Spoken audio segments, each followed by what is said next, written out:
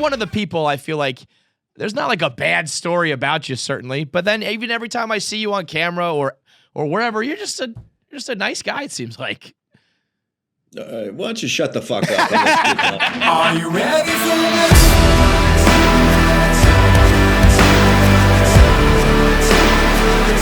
Are you ready for this?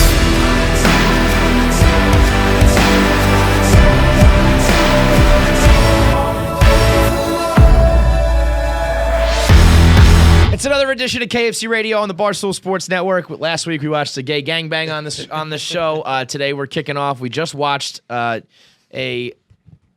not a sex tape, but a sex highlight reel of this cat Jay Alvarez, who is now so I don't quite know. Okay. I don't know. Actually, I don't know. Nick, do you know? I've never even heard this name. Rudy said that he makes skydiving videos. Okay. So he looks like he's a skydiver. He looks like a Hawaiian surfer. Yes. So he must make surfing videos. If this guy doesn't surf, it's the biggest waste of body ever. I did Google him. He is from Hawaii. Fuck. Yeah. This guy is sexy as fuck. So this video, when you hear they've got a sex tape, it's usually some shitty footage and some awkward real sex where it's position changes that aren't smooth and no one's a professional and. This is not that. This is a sex highlight reel to a Missy Elliott track which, by the way, I mean, big miss on him. Huge. It's huge. The vibe is very much Missy and I feel like almost this sex is more about Missy Elliott than it is about the sex. Yeah. But there is a line in the clip he attaches to this video where she says, "I'm a pain in your rectum." Huge miss not having an anal scene. You have to be fucking a girl in the ass for that part. And you either have to cut it out or not. Either not have that line in there or in that when it cuts that line, you have to you're doing at least be stuff. putting it in the air, right. Trying to. And I mean, the guy's got a pretty good dick. It would probably be a pain. Yeah, in your he's got a solid piece on. He's got. I mean, this guy is hot. He's got a great body, a great dick, dreamy eyes. There's that one scene you actually reacted to it when he's eating her out and he looks. He licks her thigh, gets to her pussy, and looks in the camera. It's okay, all right, buddy. Which that actually is the clearest evidence that I have autism. Is I get so weirded out. You physically shifted in your chair. You're like, okay, eye contact. Oh God! Let's get back to his dick. I don't want to see his eyes. Well, I'm like that just with sex in general. No eye contact. Eye contact. I'm like, you really are autistic. I know what else is really autistic about me? 100% are on the spectrum. I kiss eyes wide open. The whole time? I have to remind myself to close my eyes. Because I'm if I was making out with you, I would open my eyes and I would see you just. I have to remind myself to close my eyes because I'm like, what if they open their eyes? They're gonna be freaked out. But isn't that kind of funny though? It's like when you're in the bar in the middle of the afternoon, you're like, who are these people who don't have jobs? It's like you're in the bar too. Yeah. If my eyes are open and I see you and your eyes open. But if you just open for a quick second and my eyes are wide-eyed, I'm looking at it like I'm looking at a fucking sandwich. But again, as I've said a million times before, and I'll say it a billion more before I'm dead, kissing, while I will engage in it and I do kind of enjoy it, is the weirdest thing we do as humans. It's insanity. It gets old very quick. It's insanity, John. In fact, you'll notice in this video, I don't believe any kissing. Not much of it. They cut right to the goods. So this is not a sex tape like I described. This is a highlight reel. It's edited. It's got jump cuts. It's got highlights. I could look good having sex. So that's my question. Edited like this. Do you think that guy's good at sex? And if your answer is yes, because I think it is, but it's not because of this video. I was underwhelmed with his vagina eating. Yeah, well, you know what? I think I mentioned this earlier. He's too hot to fucking eat vagina. A girl. You can watch someone like that. You're like, you don't even know how to eat. If you look at the way the girl sucks dick too, she gives pretty girl head. Yeah. That she's like, I'm so pretty. I don't have to. Really. She just puts her mouth on it. Right. She doesn't give a blowjob. She puts a dick in her mouth. Exactly. Huge difference. You gotta suck a guy's dick. It depends. Where you sleep depends that night.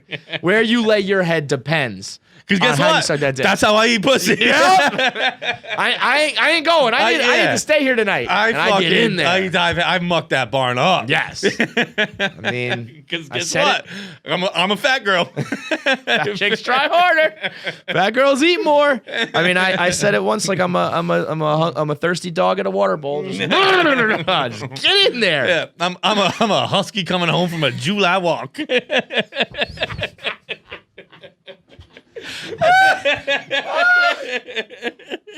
Oh man, we are picking up right where we left off. right where we left off, which was a classic episode, by the way. But I think that guy Jay Alvarez probably fucks good because he's just had so much opportunity and so many, practice makes perfect. And that guy has fucked literally anyone he's ever wanted. Yeah. He's probably only like 24, but 25. he's probably 25. So he's probably been fucking for 10 years. But in those 10 years, he's probably fucked everybody and everything. So I bet he's probably pretty good at it and with confidence and everything. But that right there, if you just give 1 second clips and bursts of anybody's sex game, it'll look good. Yeah. With the right lighting. I mean, I learned that about internet content. Like when I do 1 Minute Man, when we do skits, when we do anything, I don't ever think they're that good until I see the finished product. I'm like, oh my God. Yeah. When Nick or Michelangelo or any of these guys get a hand on it, I'm like, holy shit, you guys made, you made some chicken out of chicken shit or whatever, I mean, like editing can make anything look good. And so I think my you're being a little question harsh is on yourself here for a second. But you know what I mean. You know what I mean, though. Like the finished products, when you put music and cuts and all that, it becomes a movie trailer. Right. It becomes, Medellin in Entourage. It's like, oh my God. So do you think that was like his vlog guy? Because it's not a selfie. It's somebody's filming. Nick, what would you do? Filming that? I know for a fact. I mean, someone's definitely filming it. It's there are two people rolling around, and it's moving. Yeah, but you can have. Is it? I think so. You think it was tripod? It could have been tripod. There are times when it's in his hand, clearly, like when he's getting a blowjob or whatever. Oh, we got to talk about that in a second. But so she might be holding it there. But look at that. Yeah, that's moving around and in. Yeah, Nick will be able to tell. Yeah. That's like, someone moving around. So I pose the question to you because this dude is, let me look him up real quick. And he's some sort of, he used to date Alexis Ren. I know that. Alexis Ren is a super hot Instagram chick. She's from the Chainsmokers video, right? Is that where she gained her fame? I think Nate has blogged her once a day for 5 straight years. She's in, was it Closer? Closer? Yeah. Oh, she's that girl. I think she's that girl. So, the only reason Nate has a job is because of Alexis Ren. I mean, it's... Is he the guy in it? Because isn't she with her actual boyfriend in the video? I don't know the answer to that. Well, so that is interesting too. I've looked at his, supposed or alleged or current or at one time girlfriend on Instagram, and she looks a lot like the girl in this, but not totally. They're like similar features. I've gone back and forth. Sometimes it looks like her, sometimes it doesn't. But if you Google Jay Alvarez skydive practice, Jay Alvarez and Alexis Ren last video together. They're skydiving. Pioneer of travel influencing. Jay Alvarez turns to sex work. Oh, wait a minute. That's November 25th, though. So so he has an OnlyFans. Let's see. I'm very much assuming that's what that means. So this also has something to this mentions Mike and Logan Paul. And I heard that Logan Paul was the one who leaked this or put this out. So as Logan and Mike on the Impulsive podcast said, we are led to believe that the R-rated video was leaked. Jay has been much quieter. Oh, so this happened. This was November 25th. I guess this has been out for a little while, but it just went viral. So this is stupid. Okay, first of all, this says, the real question, does sex work ruin a career in 2020? No. Decidedly not. Yeah. I think it improves it or makes it, So my question to you, Nick, if I was like, you know what, dude? I'm going for it. Like, I'm fucking on camera. And I want you to film it. And I want you to edit it. Would you do it? Would you make me a Missy Elliott video? I would have to get paid a lot more. But theoretically, there would be a lot more. Yeah. What if I was like, okay, let me say this. I'm betting on myself here. I can't give you a guarantee, but if all of a sudden I've got, and let's say if I'm making this decision, that means I've got this dime and I know I can put in a performance. You know what I mean? I wouldn't be like coming to you if it was shit. So I'd be like, listen, we're going to go viral after this. This is going to be a big deal. And I promise you there'll be bigger numbers and more money. I'm betting on myself here. My sex tape is going to take us places. Would you film it? Because at the end of the day, really, let's not act like you have too much respect for yourself. You edit videos of us talking about these things. We're already being despicable. So now I'm just doing them. If you pitched it the right way, I'm sure I'd be like, all right, this will be funny. I told you that I could give Nick, you could do all your special effects. This is your canvas to paint with. It's just that I'm fucking on it. And it's a hot chick, whatever. Would you do it?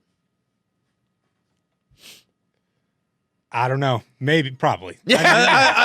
Honestly, I think we just have to say please. Like, Yeah. I mean, I feel like I if can you absolutely asked me convince to him. do it, I would do it. I wouldn't Yeah. be as talented as Nick. Well, so- but I'd film you, no problem. I don't. Why are you not doing this? What do you mean? Why aren't you doing this? Having sex on camera? Yeah. Because I have thought about this. I mean, aside from I'm gross, so I would need to get in shape. But if I didn't have a family and kids and shit, I would do this. I would be exploiting sex somehow. I would have like a sex highlight tape. Was this whole just a roundabout just to get you guys in the sex industry game, in the sex worker game? I mean, I feel like in maybe not anytime soon, but like let's say like 50 years from now, after we've seen the OnlyFans and all this shit, like it's almost just the next step in like your influencer road. You know what I mean? It's like, all right, well now I'm a little bit popular, but now it's time to like show how I fuck. It's like I do radio, I do video, I do written content. Now I do audio. Now Here's my penis. Yeah, I bet you it'll eventually be a little more stuff like this. Not like your intimate sex tape leaked, but it's like we're gonna put together a highlight reel. The reaction I saw to this shit, I just searched his name on Saturday morning when I first saw it.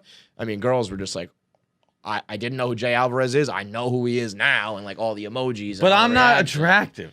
Well, this guy is super hot. Yeah. But, you know, like the husky on the walk home, like you might put in work, bro. Girls might be like, I want that dude to eat my pussy. So he also, and this is why I say he's good in bed. Again. See, you know what? I'm coming up. Fuck this guy. He's not good in bed at all. Right. I didn't even see a tongue in a butt. Right. I mean, Right. I need to see a finger or a tongue in the ass. What are you fucking doing down there, bro? And like you see, like she goes asshole out. Oh, yes. So it's not like they were trying to like hide that or like she didn't want to expose it all. She exposes it all. Yeah. I mean, they pour coconut oil. So that's what leads me to believe, again, this dude, this is not his first rodeo. I mean, when you're pouring coconut oil, I guess here's how you know that this was a good sex video, whatever you want to call it. Highlight reel, tape, leak, whatever. People were making fun of the coconut oil. Why? I mean, You know what that is? Because there's nothing else to make fun of. His dick is fine. The sex was good. The girl was hot. Like, you just got to find something to make fun of. I feel like coconut oil is... it wouldn't be my first choice, but also, you know, I'll also grab hair conditioner if the time's right. You know what I mean? Like, whatever. I think that coconut oil is the tool of someone who lacks confidence. I think coconut oil is like studying for a test. Like, just go in there. Like, you're just not you're not confident in yourself that you can just do it. Just spit on it. Yeah. We got the best look. But I'm not saying like lube usage. I'm just saying like it's pomp and circumstance. It's over the top. Like, well, you know, it certainly is over the top. Pouring it into a tea kettle, heating it up, and then pouring on her asshole, which I actually come back around on. I know what you're talking about, and I think it's a lot of pomp and circumstance. But if you're gonna go pomp and circumstance, to heat it up is like now you're coming back around as like this is my thing. Yeah. The heated up tea kettle coconut oil is like my calling card, like the Wet Bandits. Every time that guy fucks, he's got when you hear the tea kettle, it's like it's time to fuck. Jay's ready. The coconut oil he's gonna pour has boiling boiled to a water in simmer. my asshole. I mean, that guy's fucked a time or two if he's doing that. Yes, you're right. But also, I could never use coconut oil because I'd just be like, the whole time I'd just be like, oof. This is a mess. Yeah. Have you ever? This is a mess to clean up. And I guess that's what it is, the coconut oil. But have you ever fucked with like oil, like baby oil? Not. I mean, not in the like a catastrophe. Not in the videos that you've seen. Like it's way too much. It just it's like, I mean, then you're done and you get in the shower and it beads up on you because it's oil, so you can't even wash it off with water. You need to be hit with like a power washer to get that shit off you. It's There's a reason why some of those porns do it in like a fucking kiddie pool with gloves and shit. They come prepared in a Dexter room because they know it's for goddamn ridiculous. But yeah, you've like fully oiled your whole self. Not like I haven't been like rubbing it in, but that's you start out with it in one spot and eventually it's everywhere. Yeah. But yeah, I mean I just basically use it on like the butt and the dick, but it's eventually in your fucking hair by the end of it. It's crazy. But I think like we've seen what Nick can do. Imagine if he applied his talents to porn.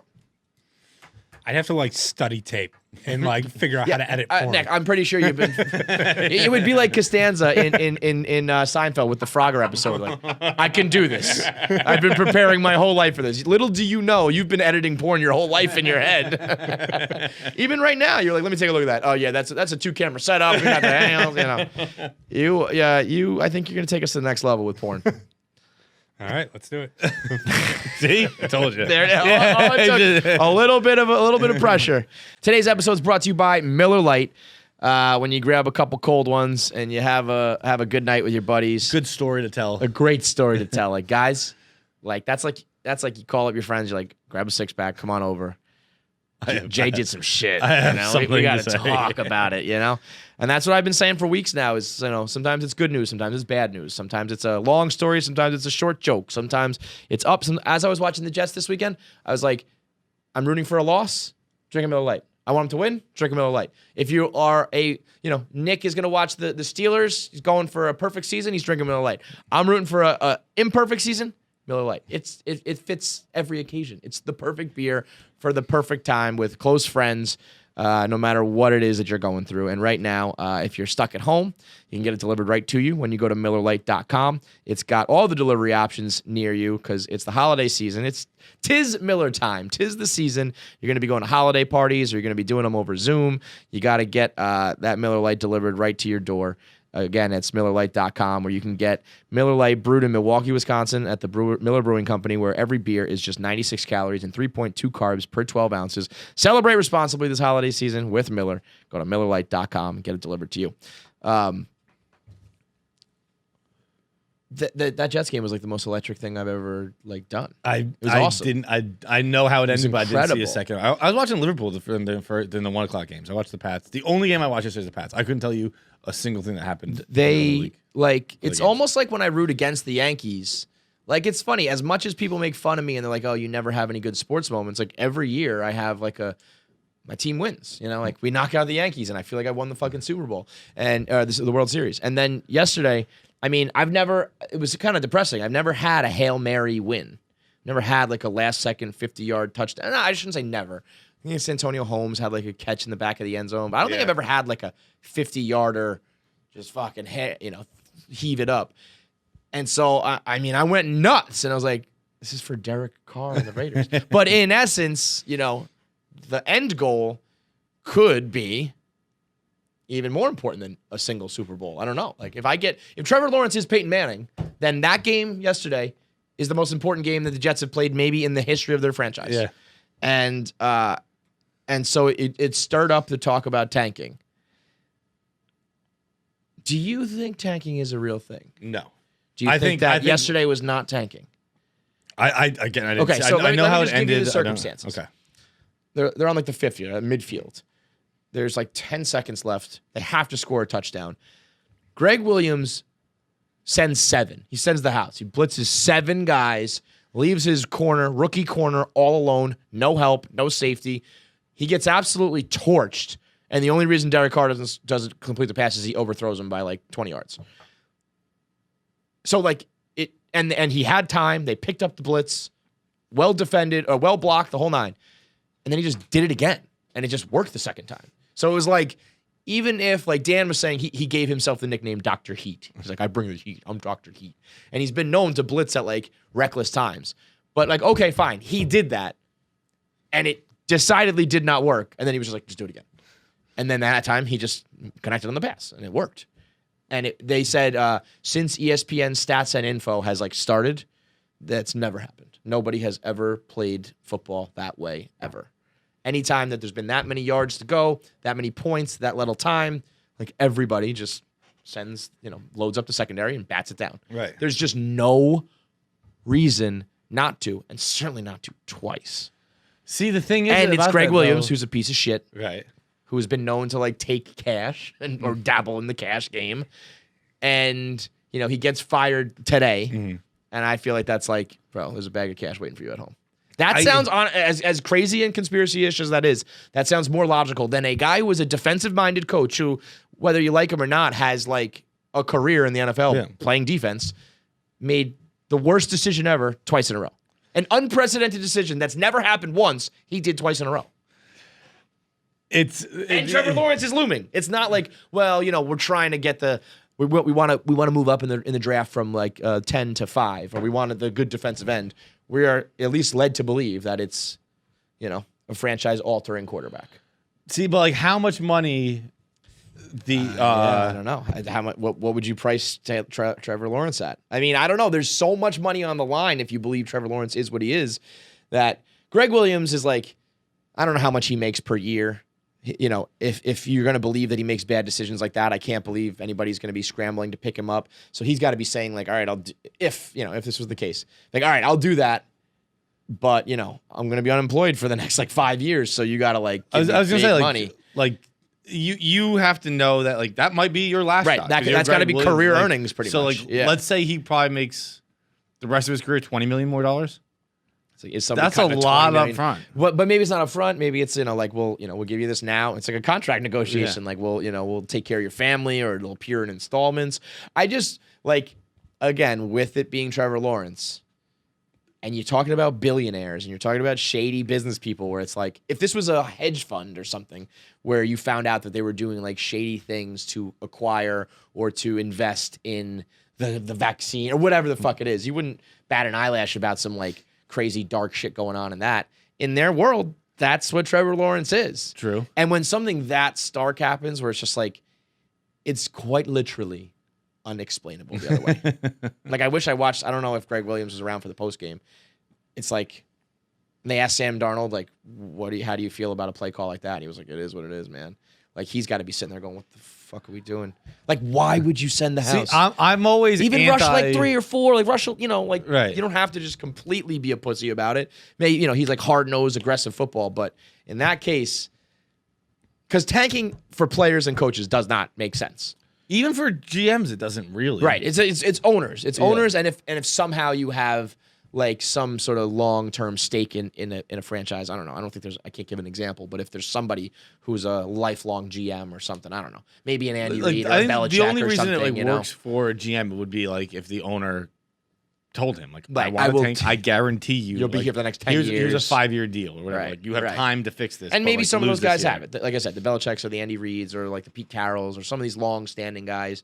But everybody else, it's like you're going to look stupid on the field where that's your resume. That's your body of work.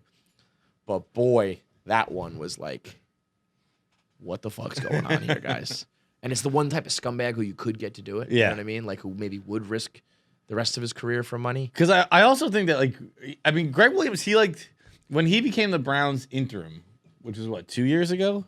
Something, yeah. Like, if he didn't get that, because I think he did pretty well, if I remember correctly. Like, he kind of turned the Browns around a little bit. Did he? Because Dan was saying he'll now be a part of 2 of the 3 0-16 teams in the history. So he might. But that was, I think he was a coordinator. Right. I think once he became interim, like, it was it actually made sense to be like, oh, maybe give this guy the job. Right. And I think that's how he ended up back with the Jets, is he kind of like had that rise back to exactly notoriety. So I think he realized there that, like, look, if I'm not getting, with the interim and I did pretty well, if I'm not getting this job, I'm not getting head coaching jobs. Right. That's just that's never gonna happen. So might as well. Like it might have logically, financially been the right decision then. Right. Like my best shot at a big ticket, at a big fucking lottery ticket, is right now tanking. It's the most compelling tanking argument I've ever seen. Mm-hmm. Like, do I believe that owners want to tank and are sitting at home like, I hope you lose? Yes. Do I think that they are affecting the game pretty much every other time in the history of football? No. But this one was like, I don't know. I can't explain it any other fucking way. So why don't you subscribe? It means you like us. Click the subscribe button, because if you don't, I'm going to fucking murder John. And I'm going to like it. Kill him with my bare fucking hands. Yeah. And if you weren't sold on this video, there's plenty more. Watch what's next up and then subscribe. But just subscribe so I don't have to fucking kill him. Well, I don't know. Do what you want, but subscribe. Probably.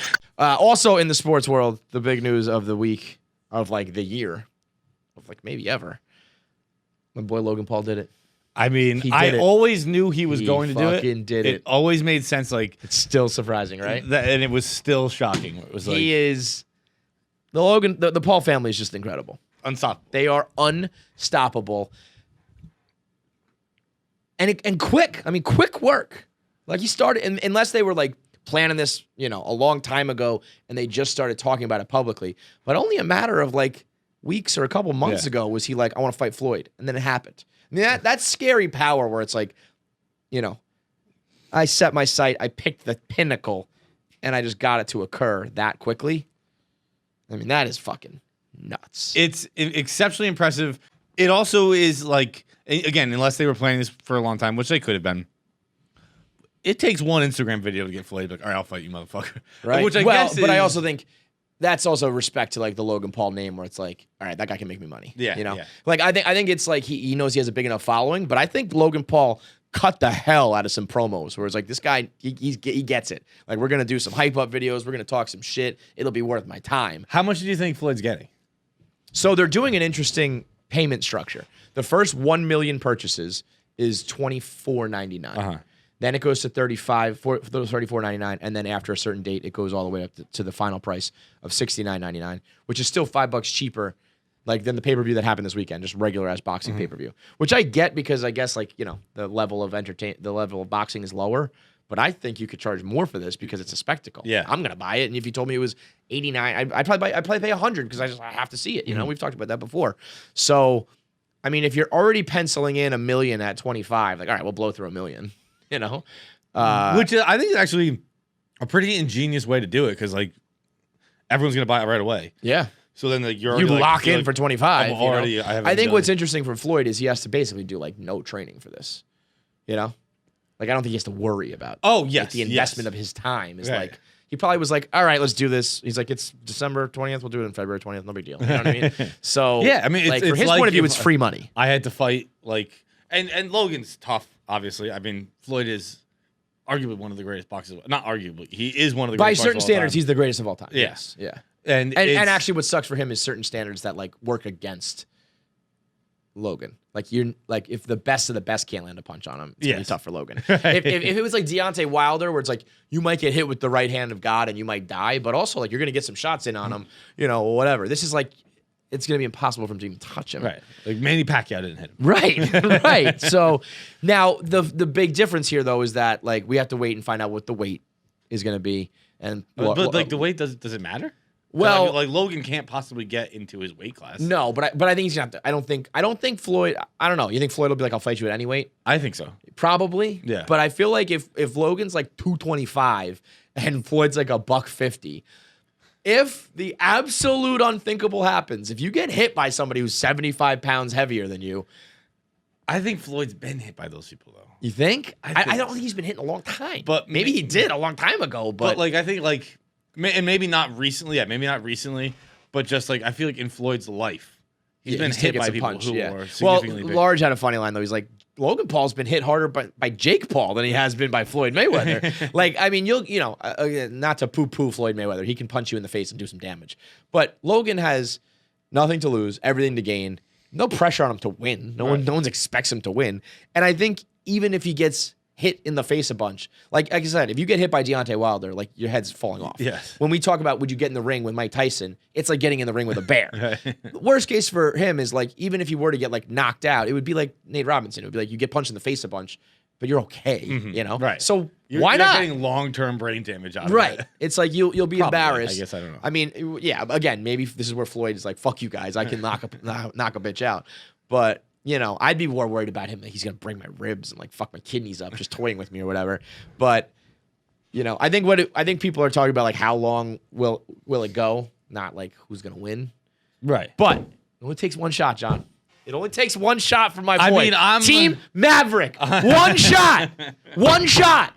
I agree. He gets cocky. He starts dancing around, puts his hands down. One time, Logan comes in again. If that like I bet he has to drop down to like 180 or something, and Floyd maybe fights at like 150 instead of 140. I think he's fought at like 147 before. I don't know, but as long as there's a little bit of a weight difference still, where like his punch might matter. One shot, John. One shot. I would like Logan to win. I'm rooting for Logan. Imagine. I just think that would be the that's greatest.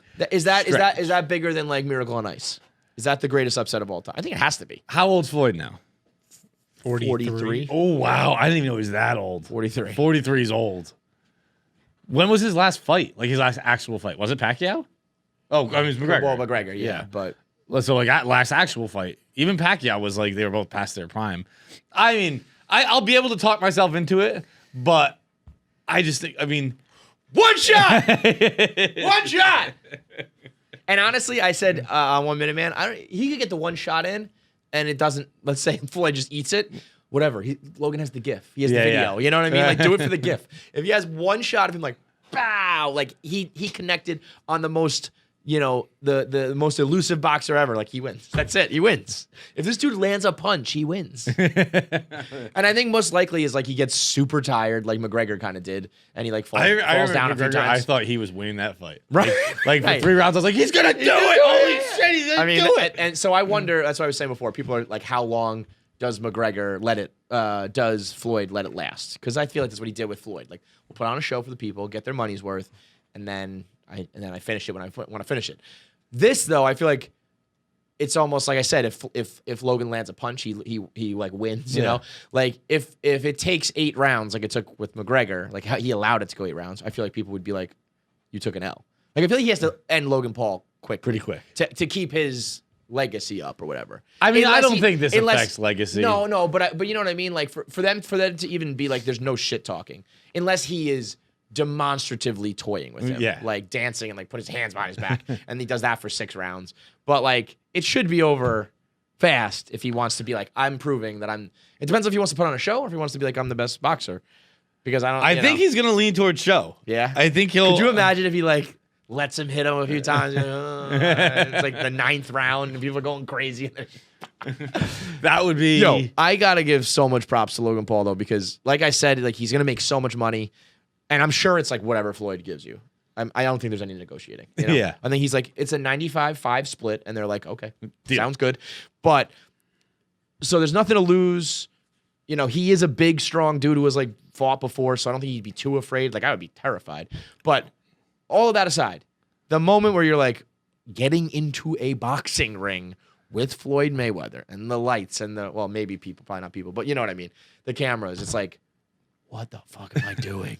That must be like a powerful feeling to be like, this is, I mean, I run everything. I can manifest these things. I can make that happen. Like, That's what I've told Dan is like, Dan's got to stop talking about the Mayweather to punch, because it might have to come to fruition. For those who don't know, like way back in the day on KFC Radio, Big Cat said that standing with Floyd punch for punch, he could win in a knockout. If like he gets to punch Floyd first and then Floyd punches him.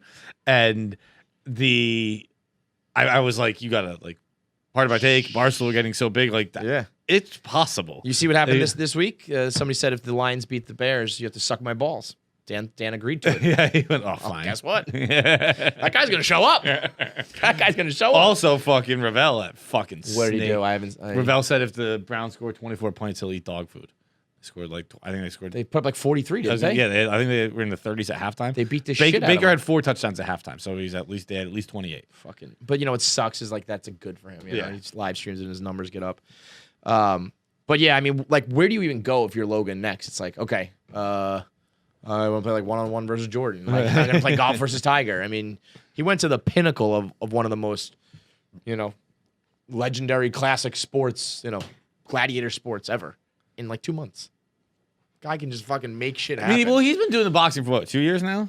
Yeah, but yeah, I guess so. I guess it's more, that's the long process. But to just like set your sight on Floyd and get it done that quickly. And then, I mean, it would be awesome if it was like the undercard was Jake and McGregor.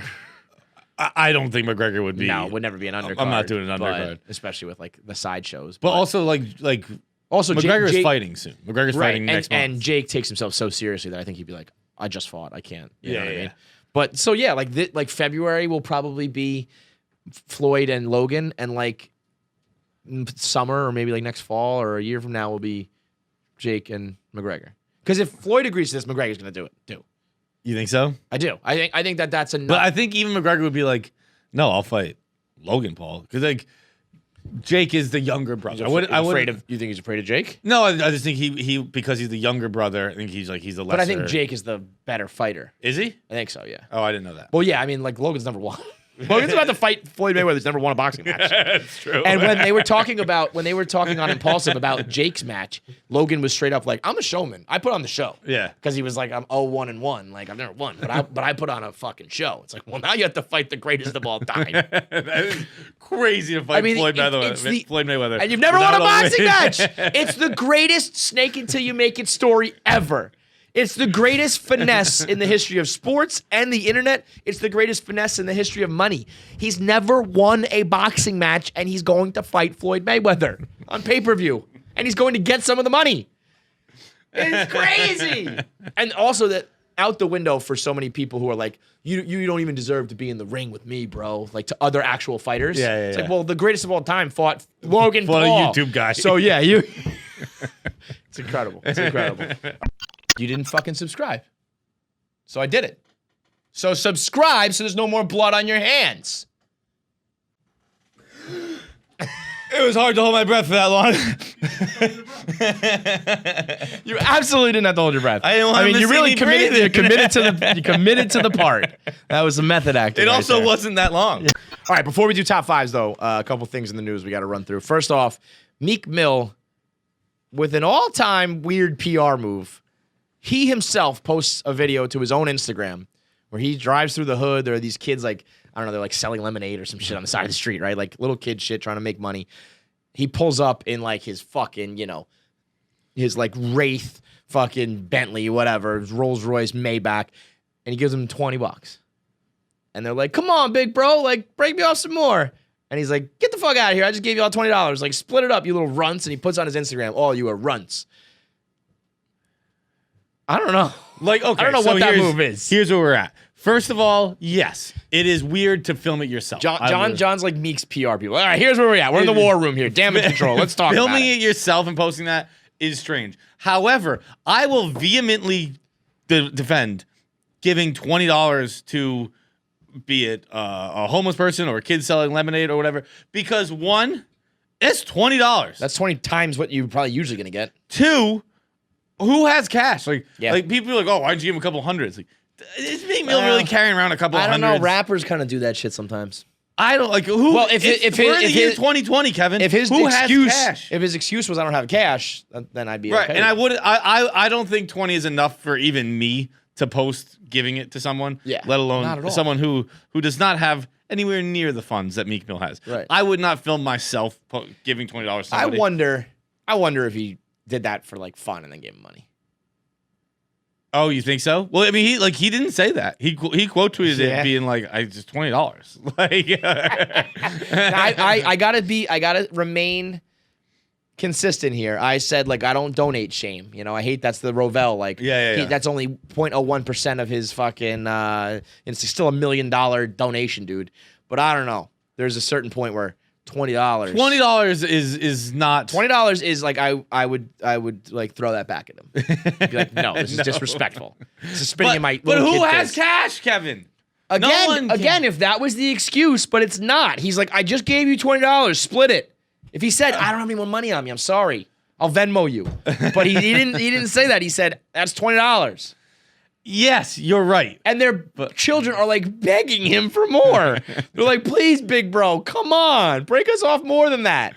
I would just give them my credit card. I'd give him and, the like, car. Like, just take my car. I would, if someone even was like, come on, that's all you got, I'd be like, here's my credit card, I'll give you 3 days.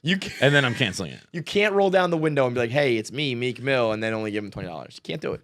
It's bad PR. But even giving any money to anybody in 2020 is a very nice That is thing. true. Like, no one has cash. The bar's on the floor. I spend every day walking to work pretending to pat my pockets, which homeless people must just fucking hate. Be like, just Don't just do tell it. me no. Yeah. Like, just tell me no. I don't give That's a like shit. that's like me pretending I got to take a phone call because I'm walking the wrong way. Right. You're just acting. It's all a fucking act. It's either way. It's horrendous PR for Meek Mill. Fantastic PR right now. I'm so mad at Mario Lopez. I'm so fucking mad at Mario Lopez. I'm looking at you, Slater. We just fucking talked to Mario Lopez, what, 2 weeks ago? 2 weeks, yeah. And he makes the viral wave of the day, dropping a Kentucky Fried Chicken, also my fucking name, KFC, a Kentucky Fried Chicken Lifetime movie original short film where he's in some sort of steamy love affair involving the recipe for KFC chicken, and the whole internet's talking about it. Everyone's tagging me because it's my initials. We just had you on the fucking show, and you didn't say a goddamn word about it to us, Mario. I mean, Mario not telling us, which is how you pronounce his name, Mario not telling us that he had been in the Colonel Sanders gear is a problem in and of itself. But like the whole plot, you should have told us. I don't care. You should have told us all. But you should have been like at the very least, been like, you know what was weird? I was in KFC radio. I was in Colonel Sanders makeup recently. Like, just mention that. Right, even if maybe, he said, oh, it's the 1 Minute Man. Maybe he doesn't even know my initials. But still, you're talking to like internet guys, be like, oh, this wacky thing I did. Unless maybe he did that for the paycheck and was like, that was like so embarrassing. I can't believe I did that. And then it turned out to be a viral hit. No, I just didn't. I think Mario's got like a lifetime contract with Lifetime. Yeah. Like I think he's just like, I'm the hot dude and I do the movies. That's what I do. Hot dude and I do the movies. It's like fucking. I mean, the trailer is incredible. The trailer was amazing. But isn't there one actress who like was kind of famous and like she just does Lifetime movies? Like I feel like it's maybe like the woman from House, the doctor. Not 13, that's Olivia Wilde. The other one? Well, there's this is not quite the same, but there's the Grey's Anatomy girl who says, like, I just do Grey's Anatomy to make the fucking... Yeah, but this girl just, like, if there's a Lifetime movie, she's the female lead. Like, Jennifer Love Hewitt kind of does this. Maybe it's her. A lot of those There's, now. Yeah. There's someone where it's just like, I'm a Lifetime. Yeah. I'm like Britney in Vegas. Like, right. If it's in Lifetime, you're watching me. Right. I feel like Mario's kind of there. And he's like, yeah, all right, I'll be Colonel Sanders. And I'll do it, yeah. I mean, he's banging broads as Colonel Sanders and they're stealing the recipe or something. I mean, it is brilliant. It's brilliant internet 1.0 type shit, like internet marketing, 101, how to figure it out, how to make the people start buzzing. What other movies, what other industries would you want to see? Would you watch a love affair, movie? a Lifetime movie? I feel like Jack Daniels would have a good one. I don't know anything about Jack Daniels, but like a steamy whiskey thing. Yeah. No, I can see that being He's like an action violent movie. alcoholic. I can see that, like the washed up alcoholic who needs to like right his wrongs of his past. And there's Jack Daniels involved. I mean, other fast food. I think I'd like to watch one with. I could watch like a science like the Coke formula. Yeah, like there's a rush to like, especially with all the Coke cocaine formula. And it's mixed up in the Coke trade, and the Coke formula actually could fucking cure COVID or something. and there's like a rush to like get the open the safe and get the Coke formula. I've always heard about the Coke formula, like it's literally written on a piece of paper in a safe in a room somewhere that you'd be like, okay, 3 drops of this and 2 drops of that, and you can make Coca-Cola. But yeah, I would watch like a thriller about Coca-Cola. I think I'd like to watch something with Ronald McDonald just because I like to watch him fuck somebody. like those big fucking red feet on. Yeah. Imagine, Jesus Christ. And then if we're doing secret recipes, like the Big Mac sauce, which I believe is just Thousand Island dressing. Yeah, it's relish and Thousand Island, I think. Yeah, real secret. Russian dressing and pickles. Yeah. Whatever. Would you film Ronald McDonald's sex tape? I mean, that'd be funny. Basically, and Nick, we'd be funny too. Yeah, I was gonna say, would I be sexy? The fuck? It would be definitively humorous. Yeah. But I'd watch basically any. This is just turning into sex tape talk. But, like, all roads. For some reason, Pat the Patriot. I'd like to just watch Pat the Patriot have sex. Again, that's weird. Yeah, that's a human. That's a guy. Well, I mean. Yeah, but he's a funny-looking guy, right? But it's like, if I was like the Philly Fanatic or something, like Yep. I would definitely, I would watch Mr. Met and Mrs. Met smash. Mrs. Met, whoever they have in there has some fucking junk in her trunk. I would absolutely fuck Mrs. Met. And if it was with a big bulbous head, it'd be amazing. Imagine just, because she's kind of got like a little one too. Could you imagine just like hitting Mrs. Met with a facial on her fucking big baseball head? Now I can. All right, top 5s. They're brought to you by Cuts Clothing. Cuts Clothing is perfect for your boy. Perfect for anybody like myself who's kind of like, you're not dressing like a TikTok kid, but you're not like in full-blown like dad mode where you wear like ridiculous, like my dad wears like, the same like Hawaiian shirts and like weird. You know what my dad I don't understand how what what switch flips. I'm starting to learn that because, like, I mean, you've seen me. I've been in like sweats and it's mostly like pandemic related. But I have reached a point where I am kind of like, I don't really care anymore. So I can imagine like 30 more years, I'll be like, I don't give a See, that's why I love Nick Cage, by the way. That picture of him the other day, walking like keep spending money on your own wardrobe. Fuck yourself. Well, no, but I also think his kid had his own like His swag in a way. It looked like you know? Nick Cage had just robbed a laundromat to dress his kid. Like it was all none of it matches. All it was like an American flag with a camel. I guess that does match. It doesn't match, but it goes together. Yeah. And then like athletic shorts and Uggs. Yeah. Like, it looked like he was a homeless child. It was Big Daddy, like dressing himself, exactly. Frankenstein, you know? But I also think there was something my dad wore a suit 5 days a week for, you know, like he still wears a suit now. Well, not now, but you know what I mean? Like at the end of his career when like nobody else was. So I feel like he, on the weekends, would just be like, all right, I'm just going to wear like whatever until I get back to my suit rotation, you know? So he just like grab.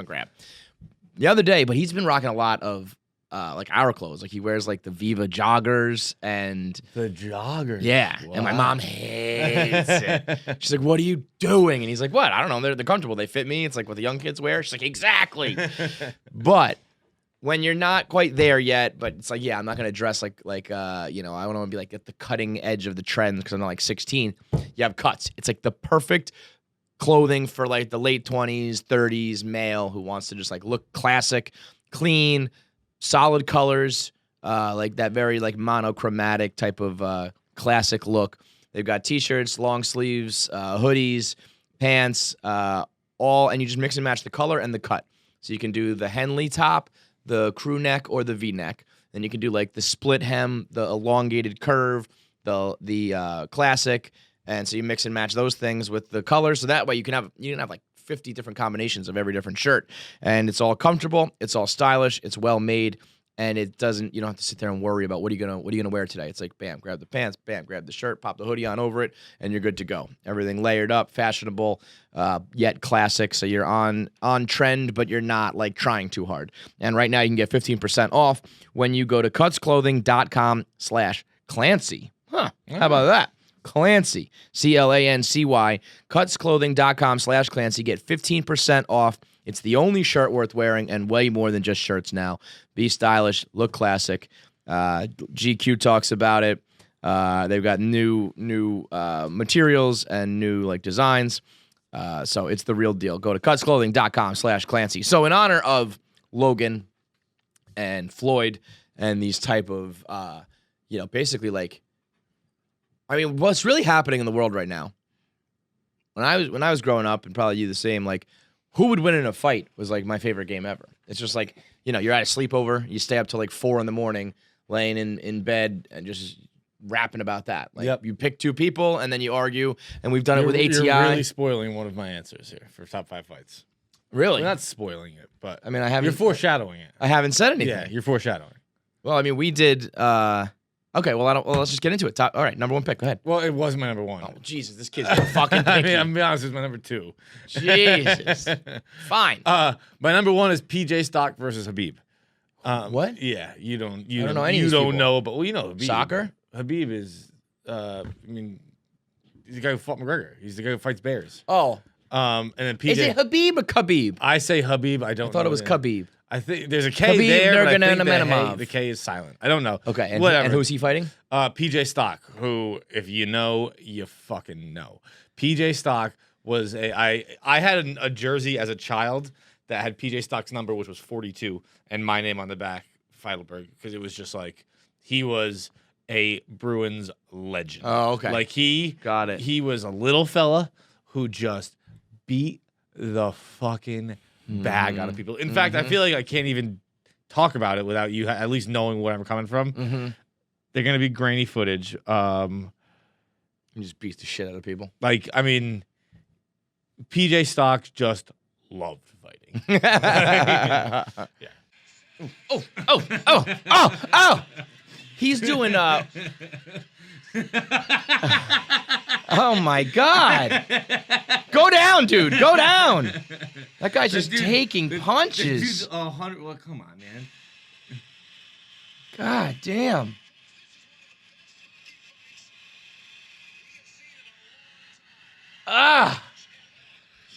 Jesus, this has to hurt so much.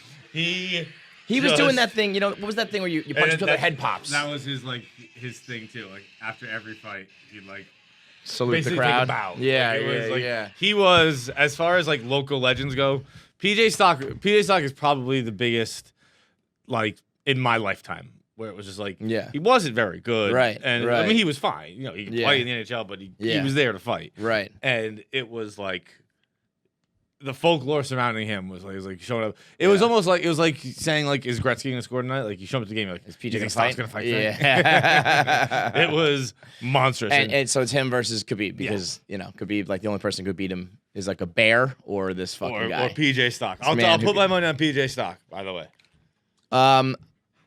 In keeping with the internet theme, I don't want this to just be a fight. I want this to be like a blood sport, Jean-Claude Van Damme fight. I want them to like dip their fists in the glass and in the hot oil and all that shit.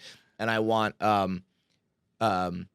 Dixie and Charlie D'Amelio to fight. I want the D'Amelio girls to just beat the shit out of each other for D'Amelio supremacy. I want these two little girls to get in the ring, taped up with glass.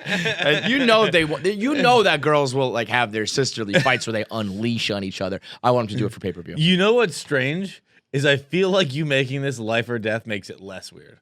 Yeah, kind of. It's like, we're being silly. Yeah. Like, I don't want to imagine if they just like were bloodied up and it was just like, yeah, we beat the shit out of each other. We're in the same family. No, to the death. Let's make it funny that way. Was you covered in glass? There is. I mean, we grew up in the celebrity deathmatch era. Right. That was a huge move by MTV. It was. I mean, people probably have no idea about that anymore, but it was claymation at the time. Mills Lane was the big referee from like he was boxing referee, right? Yes. So he said, his thing was, let's get it on. And so MTV came up with this little animated claymation thing of like, we'll do this game. All your favorite fantasy fights will make happen, but it was to the death. So people, like, their heads were getting ripped off and shit, right? It was like crazy, wasn't it? Oh, it was, you know, like silliness. It was exceptionally violent. Yeah. Impossibly violent. Great. Yeah. I mean, that's what entertainment used to be now. And you can never get away with it these days. So yeah, I want those girls to just beat each other to death. Like I want like Dixie like licking the blood off her face, like wiping it on her face. Okay. Number 2 is my dad versus my friend Tom's dad. Ooh, huge. I mean, we argued about it all the time. I was Okay. like, my dad could kick your dad's ass, and he's like, no, my dad could kick your dad. I was like, bro, your dad just plays video games. That's what makes him cool. My dad's fucking actually cool. Yeah. And for some reason that mattered in the yeah, no, definitely. violence realm. Well, confidence is a thing in a fight, you know. Can I'm gonna piggyback on this one. I want to see your dad versus you. No, I don't. We talk about it all the time, and I mean, he'll beat the fucking shit out of you. Yeah, I want to see you get beaten to a pulp by your father. He'd kick my ass. He would. Yeah, I mean, and that's not a knock on you. He would kick everybody in this office's ass, right? Everybody. I mean, like some of the big boys. Like, I mean, not Willie. All right, he won't be Willie. Like, I don't know if you like can beat up like Dougs or you know, I feel like they just like absorb your punches. But out of the normal size humans, your father will beat anyone, maybe to the death. Maybe to death. I've told the story before, but when probably when I was like 22 or whatever, we were at the gym together and we were doing this workout he does, which is a lot of like cardio and then like 2 minutes of hitting the bag, and cardio 2 minutes in the bag, And I was listening to him hit the bag, flop. And I was just like, "Thank God you weren't a child abuser, because you'd be dead. You would have killed me." Yeah, I never really thought about it before. Just listening to him hit things, I was like, you know, good. Glad you didn't hit me. It's good that you haven't been sitting around like, I wonder what it was like if Dad beat us. Okay, so that's one. That's 2. That's 2. Yeah, 2 and 2. Now 3 to me. Yeah. 4 to the floor. I want to fight you for that comment. 5 to the sky. 6 chicks. 6 chicks. 7 head. No. 7 heaven. Heaven. But that's to the sky. Yeah, I think. So I think if you do 5. Wait, what's to the sky? I think I made that up. I don't think. 5 guys. Yeah. So stupid.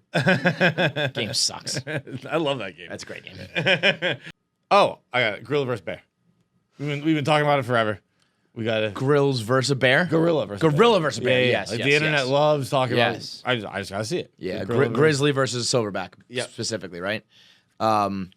Which, by the way, I'm taking a bear. I'm taking a bear, and he won't break a sweat. I hate to do this, but I'm going to kind of piggyback on yours again because I want our ATI answered. I want shark, polar bear, and a swimming pool. Yeah. Both of those. See, the bear versus the gorilla is an internet-wide thing. We and our caller like fabricated this incredibly specific set of circumstances that I think is awesome. Could By you the way, I imagine think the polar paper? bears aren't as tough as you like to say. Really, I think they are. Well, they say they're the toughest in the world. I think it's just because how bloody they look after a fight. Because they were The all white. Right. Hey, that matters If you were too. a black bear, I don't think you'd be as intimidating. It would be like, oh, that's so ferocious. It'd be like, that's a bear that just killed somebody. I think that you're talking a lot of shit, and I'd like to see a polar bear fuck you up because of it. But that is a good. It might just be branding. Yeah, It might I just be think branding. it's optics. Like, yeah, Yeah. If you're blood soaked, if you look like fucking Patrick Bateman after the fucking Okay, axe but attack, listen, we like, know. you're like, okay, yeah, that's we a very know that in violent thing. nature, animals do that shit. Like they flex and they pump up, and that like scares other animals away. So maybe that shark takes one look at a blood covered polar bear and is like, I'm not fucking with this guy. That might work. You're right, but I think a shark would. Sharks also love blood and are attracted to it. yeah, so yeah, that's true. Maybe not. They'd be like, Yeah, we're the ones scared of blood. yeah, They're like, fuck yeah, dinner devour time, it." baby. Yeah.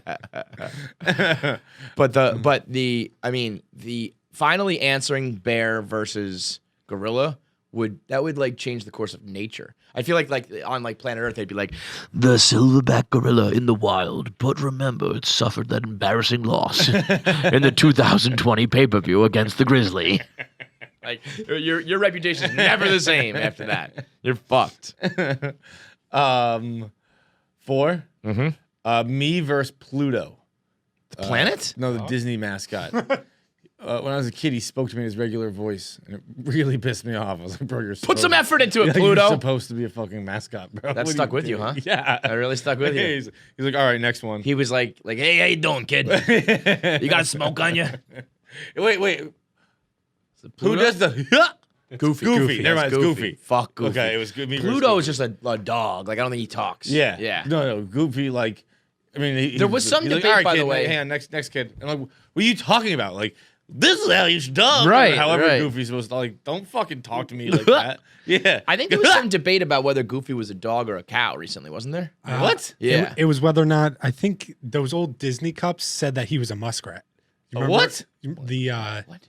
you remember those Is old that glasses? the mouse? Muskrat? Not exactly. He I is thought- far too big to be I a thought mouse. Goofy was... I thought there was some talk about him being a cow because he dates a cow. And I was like, oh, I think that's just a cow fucking Wow, a goofy. anti-interracial. Okay. How old were you when not you found out interracial, Goofy is a interspecies. cow? His interspecies is different. Is Disney Goofy a cow? Goofy has always been thought of as an anthropomorphic dog or a dog with human features. However, according to Disney's mouse links, what the Disney establishment isn't telling you is that Goofy is really a cow. All right, that might be like a conspiracy thing. That started real and that sounded real until I read what the Disney establishment isn't telling you. I think it's just that he's like an interspecies fucker, you know? Goofy was created in 1932, and his original name was Dippy Dog, so he is definitely He's a dog. a dog. Yeah. But he does. It's a weird looking dog. He I don't is- think he he's is like odd. Pluto's a dog. He's Goofy- anthropomorphic. Anthropomorphic. Anthropomorphic. But he definitely has some weird. I'll tell you what. No. I'm looking at him now. I mean, he's decidedly not even close to a cow. It's just a fucking dog with like long dog ears. Yeah. Name me a cow that has a snout like that. Like, He's- do that's- people not know what cows are? That's as dog-like as you get. Yeah, for real. Anthropomorphically.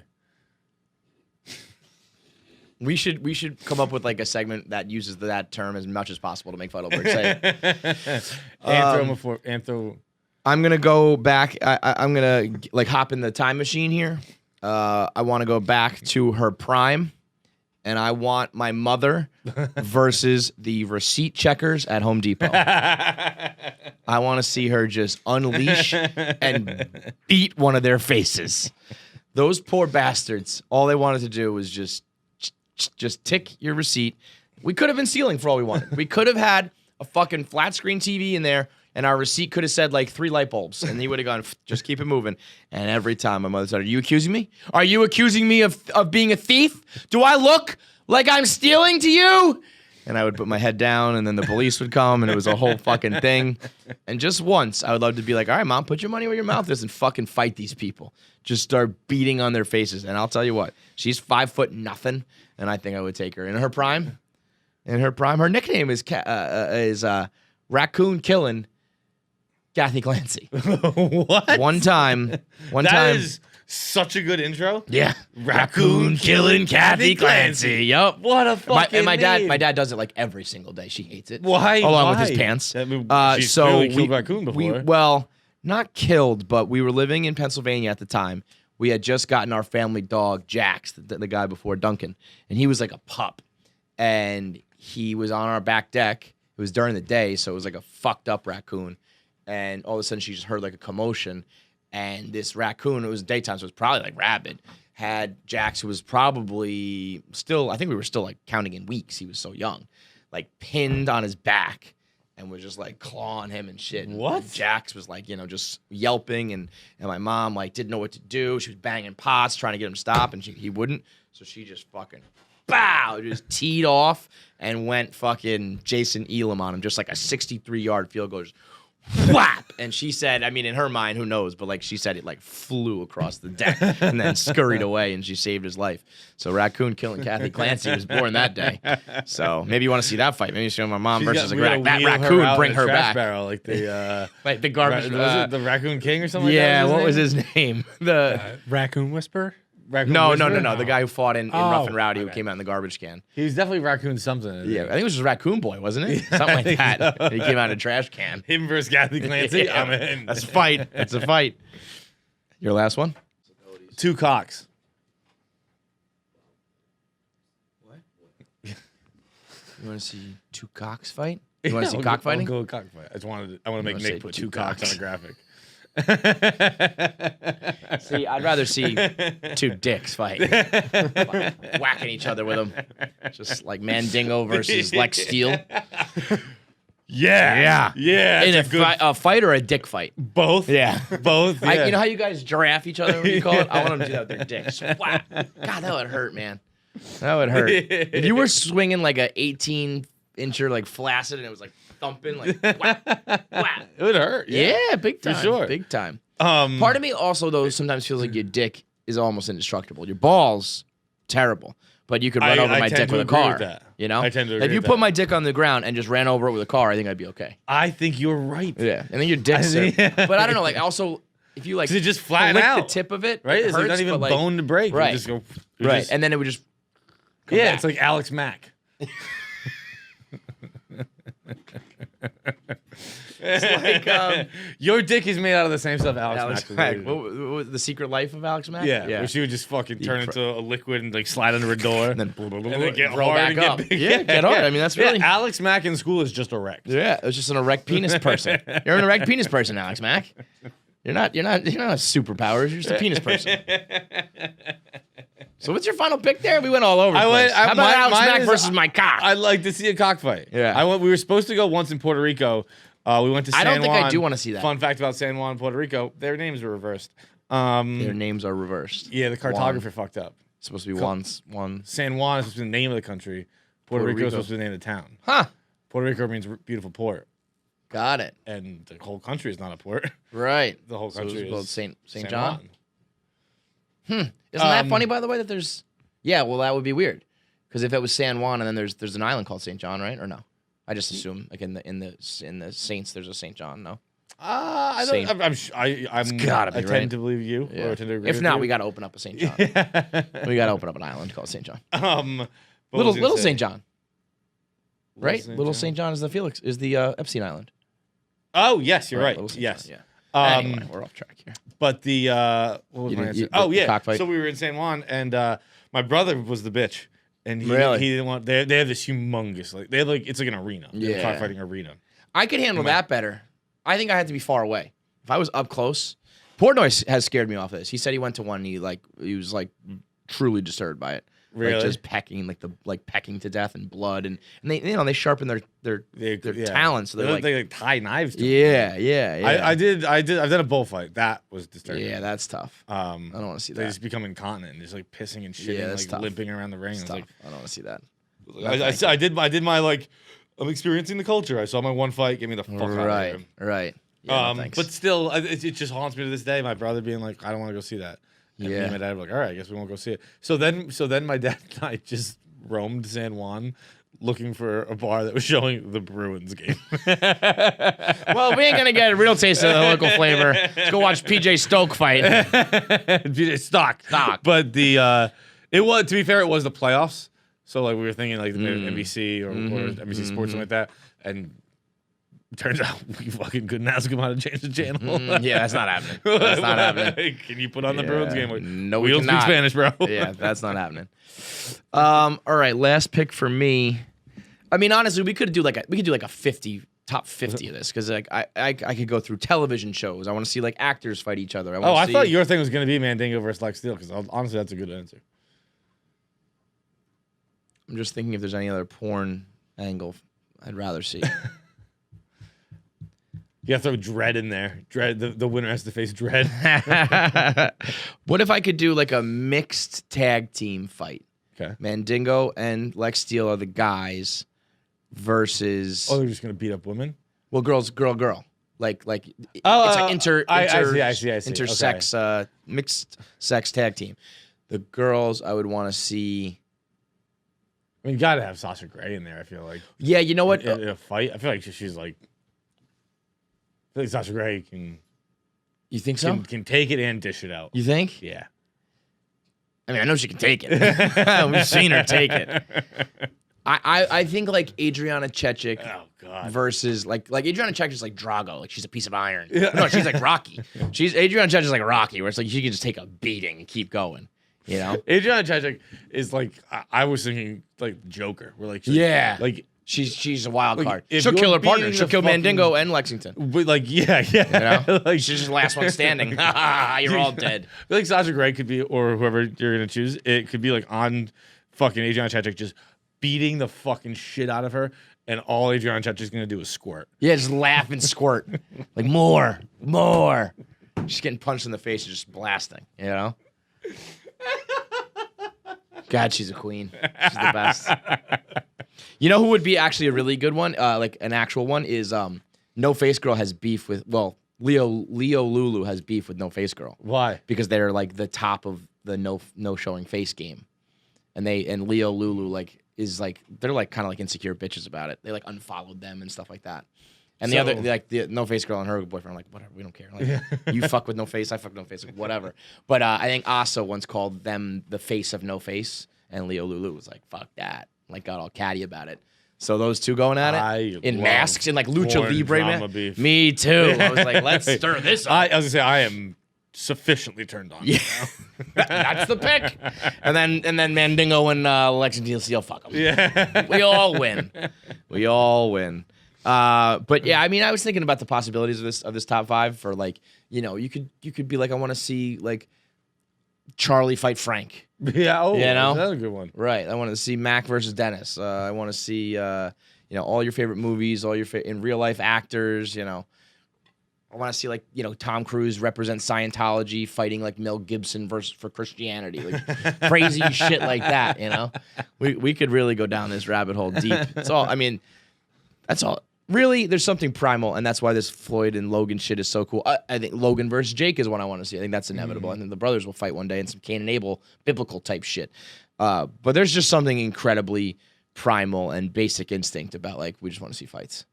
It is, and bragging rights. It is disturbing supremacy from us. Yeah, like we have a weird bloodlust. Yeah, and like any human, like there's a fight in the street, you stop to watch. Absolutely, there's a video, you watch it. The only thing I can't watch is when someone's knocked out cold and people are still punching them and their fists are like falling off their head because there's no give between the head and the concrete, so it just like skirts off your face. I can't watch those. That's too much for me. Pretty much everything else I'll watch. Unconscious people being beaten, yes.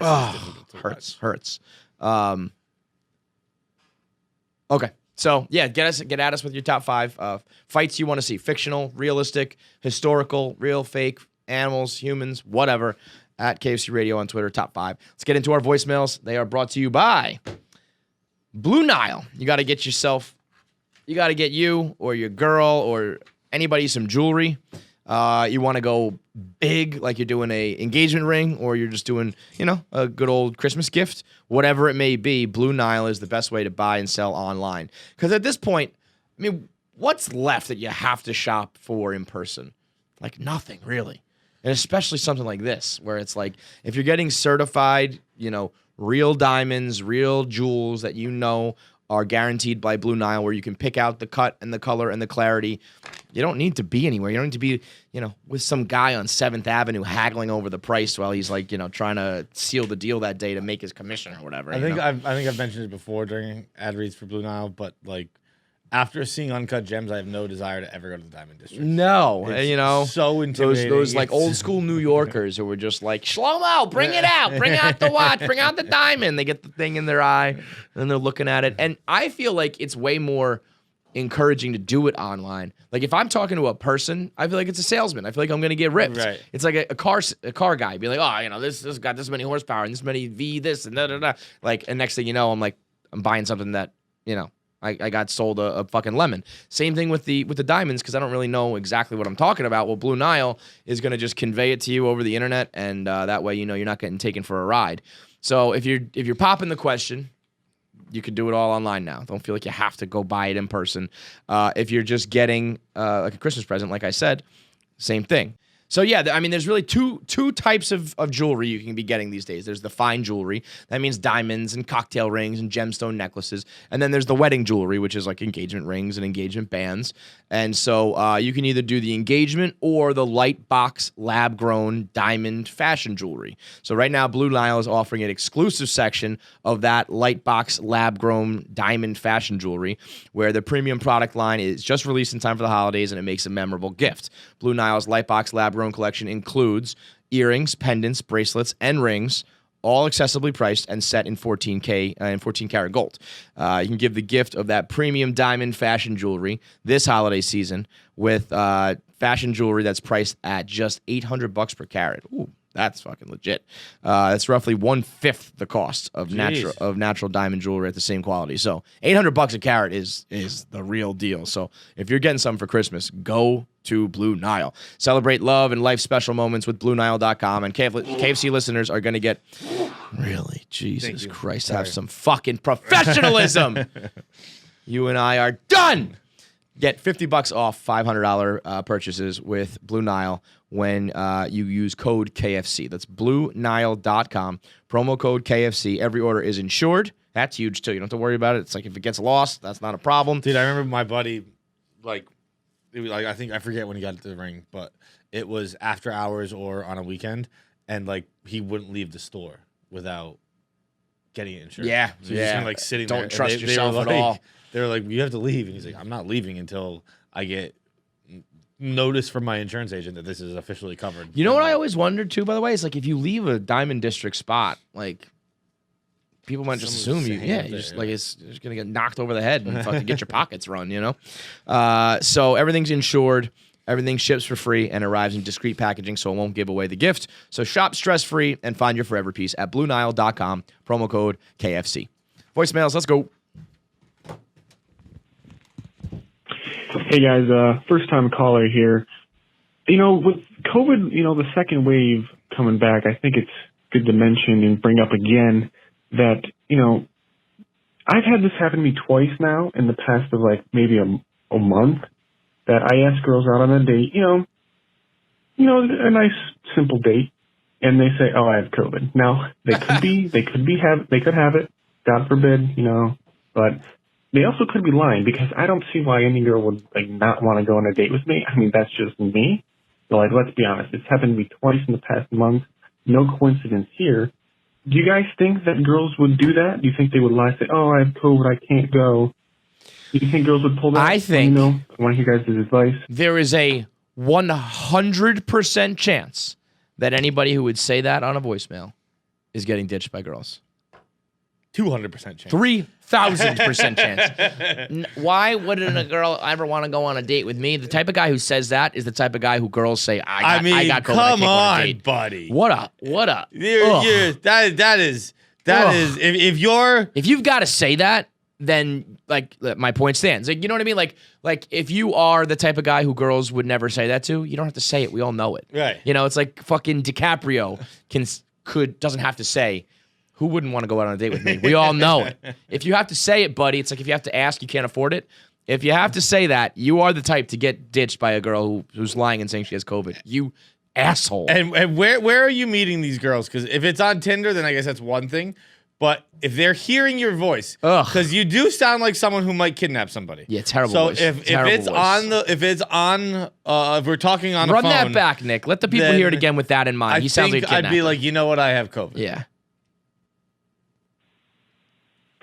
Hey guys, first time caller here. Oh, you're kidnapping the shit out of me. First time caller, long time kidnapper. I'm going to throw you in the back. back of my Honda Civic. And yeah, oh my God. This guy sucks. I feel bad because he's clearly a listener and a fan, and I appreciate you. But they're definitely lying to you. Yeah. They're definitely, and I'll be honest, I think you deserve it. Yeah. I think you might have, I don't like to victim blame. I don't know if I'd call you so much of a victim here. I feel like they are just prevented victims. Yeah. This is pre-crime. But like, this is stopping pre-crime. I think it's your fault. I mean, that, you know, we talked a lot recently about having some confidence and how you should have it and you shouldn't talk down upon yourself. But then there's also like realism and being realistic with yourself. Be pragmatic. Be pragmatic. Joe. Like Is his name Joe? Why did I say Joe? Don't know. Joe's his name now. You know, I feel like I'm a pretty good date. I feel like I can take you out and show you a good time. I feel like if you were so inclined, I could fuck you pretty good. But to say that out loud to other people, to be like, why would anybody ever pull up an excuse to get out of a date with me? See, I'm also the exact opposite. You don't think you're a good date? I think I'm a bad date. Really? I don't think I'm not a good date. I would imagine I'm a bad date. I mean, the museum thing was all time. That's like literally once. That's one more than I have. It's been 32 years. I have literally one. Good I don't know. example We of always a good talk date. about how you're comfortable at a bar and stuff. I feel like you're better than you might realize. I think You know how to go to dinner. Realize. You know, yeah. Yeah. Why? What do you think you do wrong? I don't know. I just think I heavens knows I haven't been. You also on a never date. got any dates, so Right. how do you know? Yeah, that's true. I've never been on a date. Really, well, Yeah. I have, but you know what I mean. I've been on a few dates, and I think I'm a pretty good date. I think I'm an enjoyable. I think you'll enjoy your time with me, whether or not you like fall in love with me. I don't know, but I don't think I would ever be getting like the, you know, call me at like 8:30 and say that I have a fucking okay. I'll give myself an emergency to get out of. You know, I like that loophole. Where like you're not gonna fall in love with me, but I bet That's I what could I mean. always get a second date. that's what I mean. You Yeah, always be like, all right, let's see one more time. right. I don't. I'll give myself even less than that. When you go home, if we don't go home that night, and your girlfriends say like, "How was it?" I think you'd be like, "He was nice. It was fun. It was fun." Yeah. You know. You'd never be like, oh my You god, would never, again. yes, you would never be like, it was a disaster. He was rude. He was, bad manners. He wasn't funny. Like, all no. I'll at least get like, he's a nice guy. Yeah. No, I'm Not was a it perfect like, match. Right. Or Cupid didn't hit me, but he's a nice guy. But neither did he. right. All right, next. KFC Spice, everybody else, what's up? First time, long time. So everybody's been getting their Spotify wrap-ups here for 2020. You guys were my number one, so thanks for that. Thank you. Hey. But it did get me thinking. What do you guys think your Pornhub wrap-up for 2020 I meant to would do look this. like? Fuck. Well, this Same works. type of shit. Top artist, favorite genre, hours that you watched. Yeah. Yeah, let us know. I wanted Cheers. to do this as a segment. We can do it right now. I wanted to do like Pornhub and also kind of like real life. Just like, what's your life wrap-up? You know, you had this many drinks, you like slept this many hours, but Pornhub is one that I would not like to see. Oh, I'd love to see.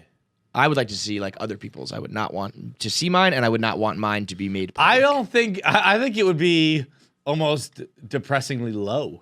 Low what?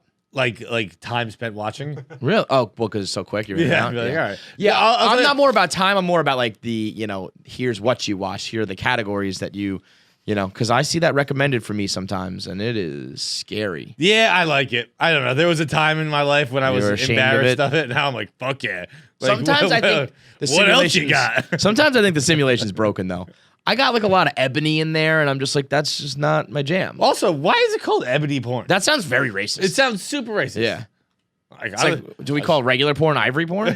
like Ebony sounds like, you know, I've always thought the term black is pretty bad. The blacks. How is that not fucking well, racist? that's you threw a southern accent on it. That's different. But the word, you know, the blacks, like the black votes, like they're not fucking black. The is the problem here.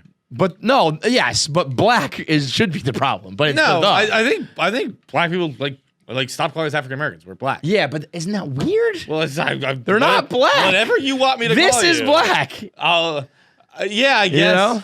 It's It's just a very extreme. I'm very amenable to whatever changes Yeah. you want. like I'll yeah, Whatever you guys wanna call it. Whatever you want.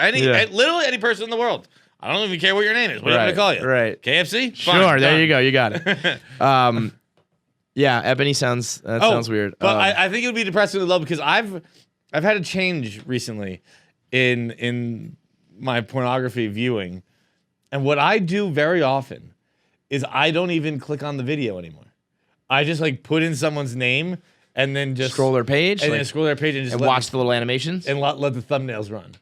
till you come. That's so disappointing. Because I do like the little. What revolutionized the game was the mouse hovering and like the.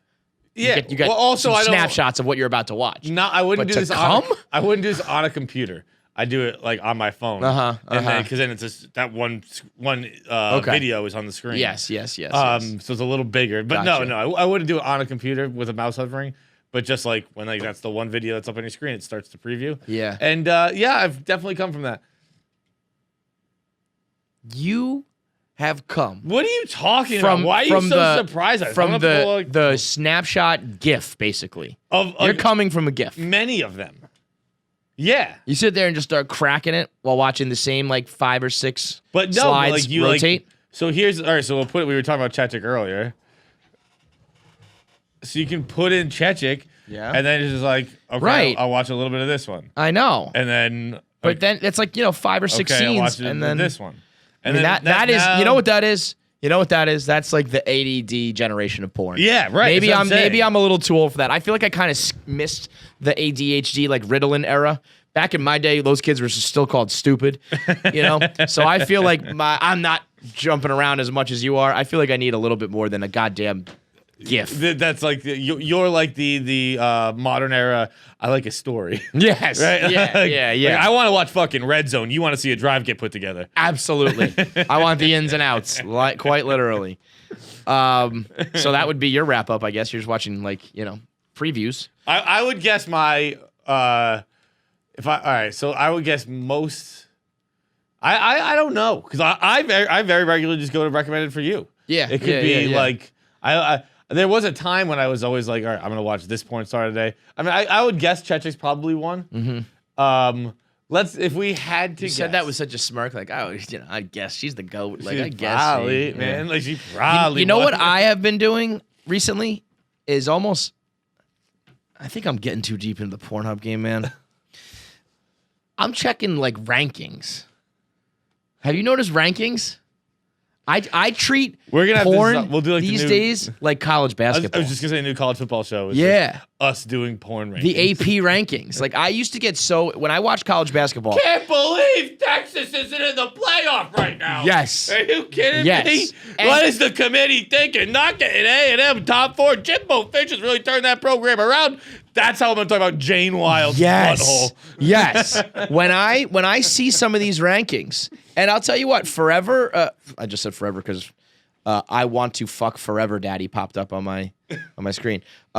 When I see some of these rankings, a lot of times they're pretty accurate. I'm like, yo, that girl put in a performance, and then I look and it's like she's ranked like 110th in the world out of like millions, right? I mean, if you're in the top like 100, you are in like the I see. top. I thumb my nose at anything not top 10. See, I'm more Not I'm more not like impressed. I won't watch. I'm but more like, impressed when I find a girl who's like, okay, Sweet Bunny. I found her the other day. Do you know her? No idea. She's the 43rd highest ranked porn star. And I was like, I'm enjoying this. But then she was actually an example. I looked at it. I was like, 43rd? What the fuck? She's pretty fucking standard, pretty fucking average. And I was like, intrigued. I'm like, well, I got to look at the other rankings. Who's 42nd? Who's 44th? I got to start looking. And next thing you know, I'm probably jerking off to stats. I'm like, oh, and it's got like it's got an arrow, like she's trending up or trending down. It's crazy. She's trending up? Yeah. Yeah? Yeah, she's got a green arrow going up. Let me see this thing. See that, like at the top there? The very top. Yeah. Yeah. So, like, I don't know. She's very attractive. Yeah. But I also, like, would you call her, like, again, 43 is like, well, you know what really jumped out at me about this chick? What was I don't it, know if I Kevin? should be talking about these things. She Her had, penis? she had, like, 5 or 6 dildos, right? I didn't watch it because it had a price tag. It was like $18.99 to buy it or whatever. She had a what are you doing over there? You're making me nervous. I'm just looking at it. By the way, I Just destroyed so- my fucking phone. Huh? Yeah, clearly. Yeah. And I think it was like for her OnlyFans. So there's a lot of like solo work going on these days because OnlyFans. She had like 5 fake dicks that all had the fake cum in it. That like there was the fake cum. Yeah, in the dicks, I know what you're talking but about. there's that The one milk. There's that one website where the dick is super fake and the cum is like Yeah. and she's just like blah, like just blasting herself in her living room for her OnlyFans, And what I want to see, this is how sick I am. This is what ran through my head. I would love to watch the behind the scenes of that when the camera stops. And then you talk about that post nut clarity moment. When this girl, it's not post nut for her because she's not really coming. She's putting on a show. So she's like, this is just work for her. But that's like Friday at 5 p.m. for her. The stream ends, the OnlyFans is done, and now she's standing there alone in her living room, covered in fake cum, with 5 or 6 fake dicks like stuccoed to the wall, fucking suction cup to the wall, and she's just like, all right, the weekend's here. Like, time to hit the shower. Time to have a cocktail. Like, let me call my friends. What's doing this weekend? I think there's a lot of wiping things up where you're just like, what am I doing? What the fuck? Yeah. Yeah. I mean, it's just or it's the opposite. Or she's like, I'm gonna get so rich. Like I nailed that performance, and next week I'm gonna do 2,000 subscriptions at $20 a pop. Fucking cake's gonna be rolling in. That's true. You know? It's probably that one. Probably. That's what's crazy. These fucking OnlyFans girls or any of these porn stars who are like in control of their own fate. I mean, you can just. It's not rocket science. You know what I mean? No. Like you are in control of your own destiny. You know the formula. Like we always say, it's like, just show me your asshole. Just you're alone in your living room. Just show me your asshole and you're going to get like $200,000 a week. Just put things in your butt. That's it. Done. Done. Hang out and just put stuff in your butt and you'll be rich. Girls, what's wrong with you? So easy. So easy. I would do it if I could. I swear to God I would. Last voicemail, for the love of God. Shit. Brought to you by Fleischman. Thank God it's a friend of ours with that lead in. Sorry, Erica. My hair is long again. I am like in like mid quarantine mode. I mean, I'm like down past my nose, man. I'm like almost down into my fucking mouth. And I'll tell you what. I could actually use a haircut myself. It's now that still we're talking about it. The best part about Fleischman, and this is hang on. Can I say the best part about Fleischman? Yeah, Because sure. I just accidentally did it. I just smelled my own hair. Woo! Baby, does it smell nice. that scent, that it's shampoo. so fucking good. Also, There really is such a difference in shampoo. There's the kind that suds and the kind that doesn't. There's the shampoo that feels like you're washing your hair with like hand soap. It just feels like you have like gel soap in your hair. And then there's the Fleischman that's just like. just Actually, it feels like your hair's going through a car wash. Yep. Like you have a bubble bath in your head. That is very, very, very nice. In fact, the other night, Friday night, we were playing a drinking game, and it's this card game that my mom actually got for us. It basically you flip cards, and it's basically truth or dare, and then if you don't do it, it has how many seconds you drink for. Right. and we flipped it, and it was my girlfriend got it, and it was go around the room and smell everyone's hair and decide who has the best. And she came back, and she's like, I was fucking hoping it wouldn't be you, but it was you. clearly you. It's the Fleischman difference, man. I made a video for Fleischman the other day. I got to send it. I mean, this was my hair. Like, that's where my hair is at right now. Oh, that looks very nice. But, I mean, out of control at the same time, too. And in 60 seconds, I don't know if you can see that, Nick, or we can put it in somehow. I just used the hair cream, just like rub it in my hands, like rub it through my hair. Done. That's it. Done. It was all tamed. It was like it went from a wild fucking beast to just like down on the sides, down in the back, like good to go. So the difference with Fleischman, if you get the haircut, then you really know. But even if you're not in New York and can't get her to cut your hair, the products, you can have short, like fresh haircut. You can be in the middle. You can be like growing it long, and you can control your hair like no problem. Like the beast is tamed for me when I have the hair cream, the hair paste. Fleischman Hair Salon, tame the beast, bro. It is. This sounds thing like an is energy drink. This mop is out of control when I let it just go. Yeah, it is. So I just go shoom, and I just like pull the sides down, flick it over. Good, done, good to go. All you need is a little bit of sea salt, a little bit of paste, maybe a little bit of cream. I like the paste because it's a little heavy duty, but if you need a little lighter, you got the cream. And this all comes after you hit it with the shampoo and conditioner in the shower so that it smells good. I mean, it's the ultimate. There's nothing better. You know that your hair and your haircut kind of sucks when you like have to get a haircut every like 4 weeks because it starts to grow in and look like shit otherwise. This, you can go 8 weeks, 10 weeks, 12 weeks. I'm probably at like months at this point right now. I've probably only been there probably like 3 times since like the beginning of the pandemic. Like once it opened, I've only gone a couple times. Yeah. So hair styles and hair products that last, save you money on needing to go every month, every week, every how often you go. And you'll always keep that styled look with the hair care line product there at Fleischman. Go to FleischmanSalon.com. That's FleischMan.com. Click shop at the top, or you can just go to .com/shop and use promo code KFC for 20% off. That's FleischmanSalon.com. Click on shop. You can buy a la carte. You can get the whole thing. You can also subscribe for an additional discount, and that means it just gets delivered right to your door. So you never have to worry about going to the CVS and buying it. Never going to run out of anything. You'll always have it on deck. Your hair was always ready to style. That's FleischmanSalon.com. Promo code KFC for 20% off and an additional discount when you subscribe. Last one. What's up, KFC Fights?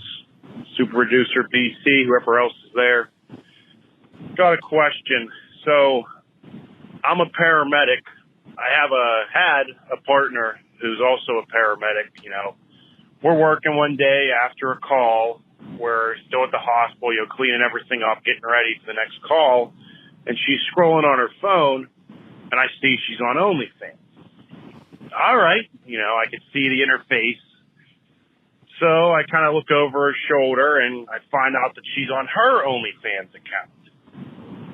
So, of course, I take this, I look it up, I subscribe to it, with an account that doesn't have my name, and I start telling people about it.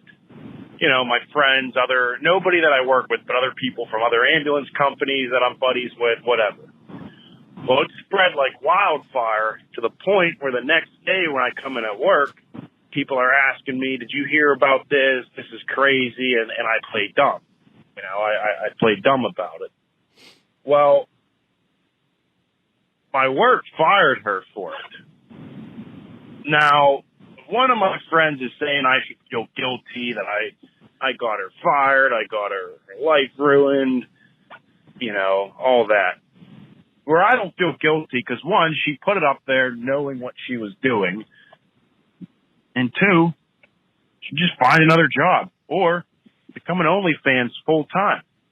Let me know what you guys think. Should I feel guilty? I mean, everything he said there is correct, but I think you still feel guilty. I think, yeah.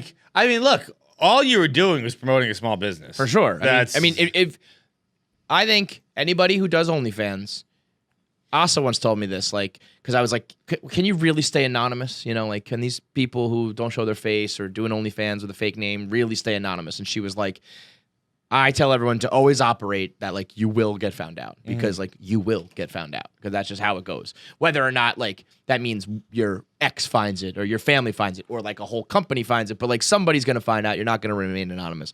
So I feel like you have to go into it being like knowing the risks. And if it does happen, because what you want is someone to see it and promote it and tell other people. Like, so the word of you're mouth not spread, putting it your just fucking happened to spread. pussy on the internet, hoping you don't make money. Yes. Like I hope you nobody want- sees this. Maybe, you know, you can hope for anonymity, but also like you prefer.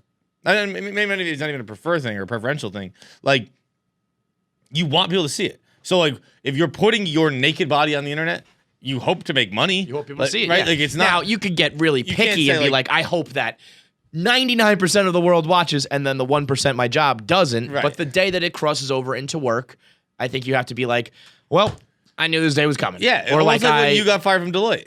Right, Like, right. You're doing another job, and that's what I your knew dream the walls is. were closing in. Right, Yes, but like, yes. you're like, I'm gonna ride this until it breaks, but it's probably gonna but it's break gonna at break. some point. Now, I think that for all I know, maybe this guy should not be guilty because maybe she's like I was with Deloitte. Like, Right. fuck it. I think if it's spread that fast, that means she's got something. You know what I mean? So I think she should take that as the sign, like, I'm just going to go do this. I'm going to focus on this and make bank that way. Yet, all that being said, if I was the one cause of it, I'd be like, well, fuck, I didn't want you to get fired. Right. I'm not going to, like, lose sleep over it. Yeah, But I'd be like, like, I'm not- I prefer that didn't happen. I feel bad. You had a good thing going where, okay, so to continue that analogy, like, where I was double dipping at Deloitte, if I wrote something and it like spread through the office and like went super viral on the internet, I think I just talked myself out of it. If I put something out on Barstool while I was at Deloitte that went so viral and specifically went through my office because one guy like recommended it to everyone, I would be like, oh, good, man. Like I wouldn't be like, fuck you, dude. I'd Oh be no, like, definitely. you know? not. Yeah. So there's a little bit of an X factor, obviously, with like the naked body element here, but not really. It's like you got fired for putting out internet content. If I put out some internet content that got so popular throughout like the accounting world that it was being spread across, you know, he said all these other ambulance companies. If I went viral through the big four accounting firm, I'd be like, okay, I'm fucking good at this. I'm going to go do this full time. Like I know it, you know? So I would almost be like, thank you. Set me free from this paramedic bullshit. Yeah. If she's upset by it, if you see her like crying in the corner, like, well, yeah, I make a little bit of money on OnlyFans, but not enough to like support myself, I'd be like, yeah, I feel bad about that. But it's really not your fault. Also, what is her OnlyFans? I was gonna say, I fucking. Like, also, how I do feel like you this not chick, if she's fucking- smart, she should put this out there, and you can have a lawsuit, and you're the hot paramedic. Yeah. If you're a hot paramedic. her OnlyFans should be onlyfans.com/hot paramedic. Yeah. You know, because that's the shit that people would watch. Let me see, paramedic fired OnlyFans. See if that even pops up. Meet the firefighter who got fired for fire Instagram. Meet the firefighter who got fired for fire Instagram content. Paramedic fired after ignoring dead man. Nope, that's not it.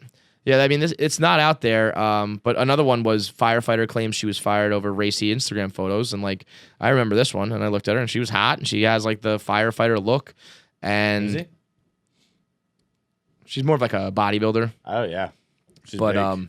She's strong. but yeah, I mean, if you showed me, like, that's the next level of OnlyFans where it's like, yeah, I want to see like these hot chicks, but if it's like also got a theme to it, sign your boy up. Have you still been dabbling? I really never. I never, because I never got into it the way even you did, and I certainly haven't like. I think you guys got in my own head where you were like, you're spending like $100 on OnlyFans every fucking. You were pretty liberal with it. I was super low. So yeah, the only person I'm subscribed to right now is Asa's free one. Right. By the way, that's a great move to do the free one and try to make money like other ways or like with the. It must be so weird, like making memes of yourself fingering your pussy. What's in the box? She's the goat. She's the fucking goat, man. It's unbelievable. So final answer for me is I would feel guilty, but I would not feel responsible. I think that's fair. Yeah. That's a perfect way to put it. And also, holler at us for real. Like we can if you're listening, DM us with the fucking. Literally tell me the Actually, fucking page. you know what? I mean, give it to us, and we should promote that girl. Yeah. We should give it to us so we can watch it and masturbate to it. But I also, feel we like should hook her Mac, up. Where he's like, there's so many websites. Which ones did he put you on?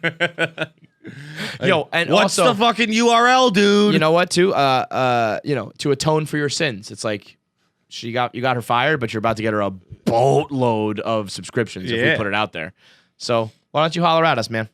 I'd like to see this naked woman. Yes, please. Boys, interview time with, you want to talk about GOAT? With the GOAT. Personally, my favorite person to ever be on this show. And I feel like I've said that at times, and I feel like I've said that for different, my favorite TV characters, my favorite actors, guys that I've just come, Joe Manganiello we're talking to today for a later episode. He's a guy who I've just grown to know and like, and I've declared all these people kind of the best or my favorite or the GOAT. But Bryan Cranston, he's the best actor on the best TV show I've ever watched. He seems to be one of the best guys. He came up in Seinfeld and then had his own hit. He's versatile. He's funny. He can do theater. I mean, he is all that is man. He's perfect. He is and then this interview was so fucking good that I was like, God, I think he's officially replacing The Rock for me as far as find a person who can tell you one bad thing about Bryan Cranston, because you're never going to find it. That's true. Also, I have a new answer for The Rock. It's when he almost beat mankind to death. I heard about that. He did a pretty bad thing. So The Rock only has one bad thing, but it was almost like killing a man. So Bryan Cranston is the new greatest person alive, and this interview is only going to help that reputation. It's incredible. It's brought to you by Movement. Join the movement. These guys, how much money have we made in Movement? Shit. These guys had the foresight to hop on with Barstool when they were first starting. When they only had like $1,000 to their name to spend on advertising, they spent it with Barstool, and we pushed that shit all over the country, all over the world, and now they are the biggest online watch movement in the world. They've got watches, they've got glasses, they've got accessories, all affordable, all high quality, and they're like a multi-$100 million company now, all because they just stuck with the basic premise of taking watches that are quality made, and instead of charging $400 or $500, you're charging $95. You're charging $130 because they found other ways to cut costs. They found other ways to pass that saving on to the consumer, and next thing you know, you take out a lot of these designer watch companies and a lot of these other prices that are jacked up. You're the superior product. You're the superior company, and you just take over the world with a movement that's swept through like 165 different countries. Right now, you can go to MVMT for movement.com/KFC. That's MVMT.com/KFC. Get 15% off with free shipping and free returns. It's perfect for the holidays. It's just perfect. The easiest It's gift you so have. fucking easy. Pick a band, pick a color, pick a face, small, big, different colored, white, black, leather bands, metal bands, whatever you want, men's, women's. Get some sunglasses to match, get some eyeglasses to match, all the accessories to match, so you complete the outfit with all the accessories in one shot. Nice watch, nice glasses, everyone's happy. It's affordable, it's easy, yet it's still thoughtful and nice. It's just the perfect gift for guys. Go to MVMT.com/KFC. Get 15% off and knock out your Christmas shopping today. What's happening? How we doing? Hello, sir. How are you? Good, guys. How are you? We can't see you at the moment. I can hear you. I just can't see you. Can't see. Oh, wait a minute. There we go. Beautiful. There he is, the man himself. Mr. Cranston, how are you? I'm real good. Are I'm you? Real good. Yeah. And, what a year. Jesus. Yeah. I mean, it hasn't been easy, huh? It's not been easy. It's been very challenging for a lot of different people for many different reasons. And, hopefully there'll be some peace at the end of it. And God I'm willing. looking for some quiet time and just kind of slide into the next year and say goodbye. Yeah, just slip out. Let's do a little Irish goodbye on 2020, just leave it and be gone, right? Leave it. What do we got behind you on the wall there? What's that? That's an old-fashioned painting. Very classy. My ancestor pointing to a tree and saying, "I'm just going to go over here and take a pee." I gotta say, Bryan Cranston, you just seem like a delightful dude. I am a. You are. I am a joy. Yeah, I mean, I've never. Just a joy. There certainly hasn't ever been a. You're one of the people I feel like there's not like a bad story about you, certainly. But then even every time I see you on camera or wherever, you're just a nice guy. It seems like. Why don't you shut the fuck up?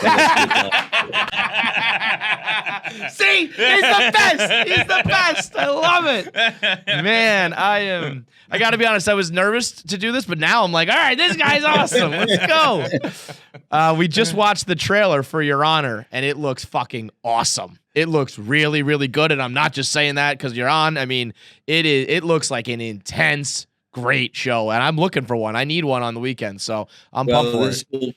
This will go into your veins now. Yeah, for the next 10 weeks. Woo, baby. It's 10 1-hour episodes. It's really exciting. And, I don't know if are you guys parents yet? I am. I got 2 kids. You got 2 kids? Well, this premise got me because I'm a parent and you think, okay, what would you do? Yeah. How far would you go to save the life of your child? Yeah. That's really the question. Right. My son gets into an accident and he leaves the accident. He's filled with anxiety. He's upset and he makes this mistake. The kid he hit dies. And it's horrible. That alone would be a horrible thing to face. I convince him to do the right thing. He's got to turn himself in or he'll forever be having a stain on his soul. You've got to do this right now. So I take him to the police station. We're going to turn him into the judicial system. And I notice there's a grieving parents in one part of the police station. And I find out they're the parents of a boy. And I know that guy. The man is a extremely dangerous mob boss. Not what you want to see. Not great. So in that moment, with that element included in the scenario, I tell my kid, get back out. We're going. I think it's a totally relatable and understandable feeling in that moment. Like, I mean, take out the mob boss. If it was just hit and run. Because that's also what's scary about this is it does seem like something that could happen. A kid who panics, they're not a good driver. Yeah. They do run from the scene because they're scared. Would you tell you tell him to turn him in that case? Yeah. If it was the mob boss, what would you do? Bye-bye. Yeah? I mean, I really think I would, right? Yes, you would. Yeah. And I tell you, I've told that premise to friends and family and everybody I tell. I say, what would you do? I go, I'd do the same thing. Yep. So I said, you'd become a criminal thinking that your son or daughter's life is in danger. And I said, yeah, I'd become a criminal. Absolutely. If I had Yeah. to. Yeah.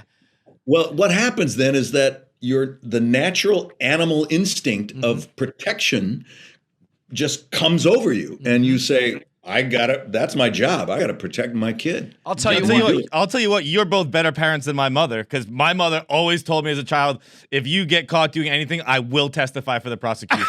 Like, it was a regular thing told to us at dinner. Like, just so you know, I'll never lie for you. I'll never protect you. He's a hard ass. Polly does not mess around, Brian. Polly is no joke. I mean, my oldest, she's young, so I'm new to this parent thing. She's just turning 5, and she came home the other day with the first time of a tale of this boy in her class pushed her and then drew all over her leggings. And I was like, I'm going to go kill this kid. And we're talking about 5-year-olds, So I can't imagine if we're talking about adult kids with mob bosses. I would do whatever it takes. Now, the problem is I don't think I would be very good going toe-to-toe with a mob boss. But that's why my character in this hypothetical tries to keep it all quiet. He goes then and has to reverse engineer everything. How do I destroy evidence? How do I create alibis? How do I do all these things to circumvent the responsibility that, which is something I think you have some experience doing in the acting world. A little bit of experience. You've dabbled in that type of work, huh? I've been able to take care of people who get in my way. You're goddamn right. You ever have any moments where on Breaking Bad or Your Honor or any of these shows where sometimes I think about the best movies and TV shows I watch that have the craziest plots and the craziest murder scenes and all these things, that a guy like Vince Gilligan or whoever it is coming up with them must be kind of crazy too? You'd think. Right? I And- mean, Yeah, because I asked Vince when we first started. I was reading his scripts and thinking, "My God, you're dissolving bodies in chemicals, and you're." Yeah. I mean, like, what do you? he should just go be a drug lord, just forget about movies and stuff. Go be a drug dealer. Yeah. Well, I asked Vince. I said, did you ever write this when you were high or something? He goes, and he's a sweet gentleman from Virginia, and he's never done drugs. Oh, Any wow. drugs. So, well, no, I don't. I just think it's kind of cool to think of what could happen. Just think I it's would kind of cool never- to squish a head with an ATM. Something I've always thought about with my sober brain. I believe in the book you wrote, A Life in Parts, you were talking, or at some point you were talking about the scene with Jane in Breaking Bad and how that was the one that kind of hit you and resonated with you the most. And I feel like a lot of the viewers, I know myself, maybe the ATM head, that one a big sticks one, out. yeah. But that scene with Jane where she's choking and you're, back and forth, that was the one that, sticks with you the most from that series? Yeah, that was the most emotionally surprising and dangerous scene for me because it was so interesting. As I prepare for a scene, I always get out a yellow legal pad and I just write down stream of consciousness thoughts about where I could go. What are the possible avenues emotionally that could happen? And it came up to that scene. It was like, well, I should write a pro and con list of why I should save her, why I should let her die. And on that, why I should let her die? Well, she got Jesse hooked on heroin, and she's going to report my enterprise, and I'll go to jail. And then why should I save her? Well, she's young enough; she could be my daughter. I wrote down, and I'm writing all these things down, and then you forget about it, and you just go do the scene. Well. But I planted that seed in my head. She could be my daughter. And sure enough, in one point, Kristen Ritter was, such a great actress, and she was giving it her all off screen. The camera was on me. And all of a sudden, I'm feeling the emotion of this situation. And in pops that thought. And my own real daughter's face replaced Kristen Ritter's for about 2 seconds. I saw my own daughter choking to death. And that's you see me go Yeah, like this. that was real, right? And just as soon as that came, it went. But the ripple effect afterward is like, oh my Right. God, I couldn't calm down for. I went over. I told Anna Gunn what happened, and she's oh my God, and she hugged me, and I cried. Wow. Oh, yeah. Holy moly. Oh yeah, No yeah. joke. It was a serious thing. So what do you do to come down or come back to you after something like that? Serious drugs. Serious drugs. Well, you know what it is. I tell people it's like it's sometimes physically demanding. It is emotionally demanding, almost always, and you just have to take that risk. But what I do when I was leaving, especially say Breaking Bad, but I make it a habit for 25 years now, is I will go in the makeup and hair trailer, and I finish a rough day on Breaking Bad where, Walter White was doing some pretty nasty things, and you're out in the desert, and there's sand and there's grit on you. I would go in there, I'd take a hot, moist towel, and I would wrap it on my bald head like it was a turban. And then I'd take another one, and I'd wrap it around my face like I was getting a professional shave. And I would just sit there and allow the heat and moisture to draw out that impurities, and I would just get kind of sleepy, and I'd wipe my whole head and face of that, take off those clothes, put on my clothes, and I left Walter White at the studio. I never took him home with me. Do you think fucking that's with me? Is that real? You really did that? That's well, you explain like attempted suicide. You're like, I just wrap a bunch of cloth around my mouth and see what happened. I thought you were gonna say, I drank some Dos Hombres tequila. No, we got the whole thing here. That's crazy. I looking through everything, like basically your entire life. You have lived quite an interesting life, my friend. Reading the parts of the books that we've read, the interviews we've seen, you've lived a life that I feel like is worthy of like a movie, like a biographical movie. You've got some tales in there, sir. I've got some tales. Yeah, I think when you think about your past, it was a challenging childhood. It was some rough times. My mother was an alcoholic. My father abused in alcohol and I think drugs. And they were. I think of my parents now, and I just have sadness because I think they wasted their lives. And but they taught me a lot of sometimes and most of the time what not to do, and go the other way. And I don't know. I mean, it was tough. And I think when you have a tough situation and growing up in the period that I did, you also have opportunities. So, for example, when my brother and I hopped on our motorcycles and left California for 2 years, we were on our motorcycles for 2 years, and we would get jobs in carnivals and cafes, and in those days in the 70s, you didn't documentation. You want a job? Here's cash. Here you go. Bust those tables. Right. And here's food, and then see you later. And then you'd meet some girls, and they say, "You want to sleep on the couch?" And say, "Yeah, let's sleep on the couch." Now, but like to me, that maybe it's kind of romanticized, but that sounds like fun and free. But in the moment, does it feel that way, or is it like shit? We got to get next food on our table, sort of thing. It was. Now, I went to 2 years of college because I thought I was going to become a police officer. And the reason I thought I was going to become a police officer was because I think I was looking for a father figure. My dad wasn't in my life. And a policeman, that's very manly and very strong. And, and I was in a junior police explorer group, and I did really well. I graduated first in my class. So I just thought, well, that's pragmatic. I should do something that I'm good at. Yeah. And so I started taking police science courses, and I was good. Okay, I guess this is what I'll do. I'll be a policeman. And then my second year of college, my counselor said, "You got to take some elective courses." So I went, "Oh, okay. Oh, acting. Acting. Let's do acting." I did some of that when I was a kid. And I got into an acting class, and my first scene was with a girl, and it was a couple making out on a park bench. Oh boy.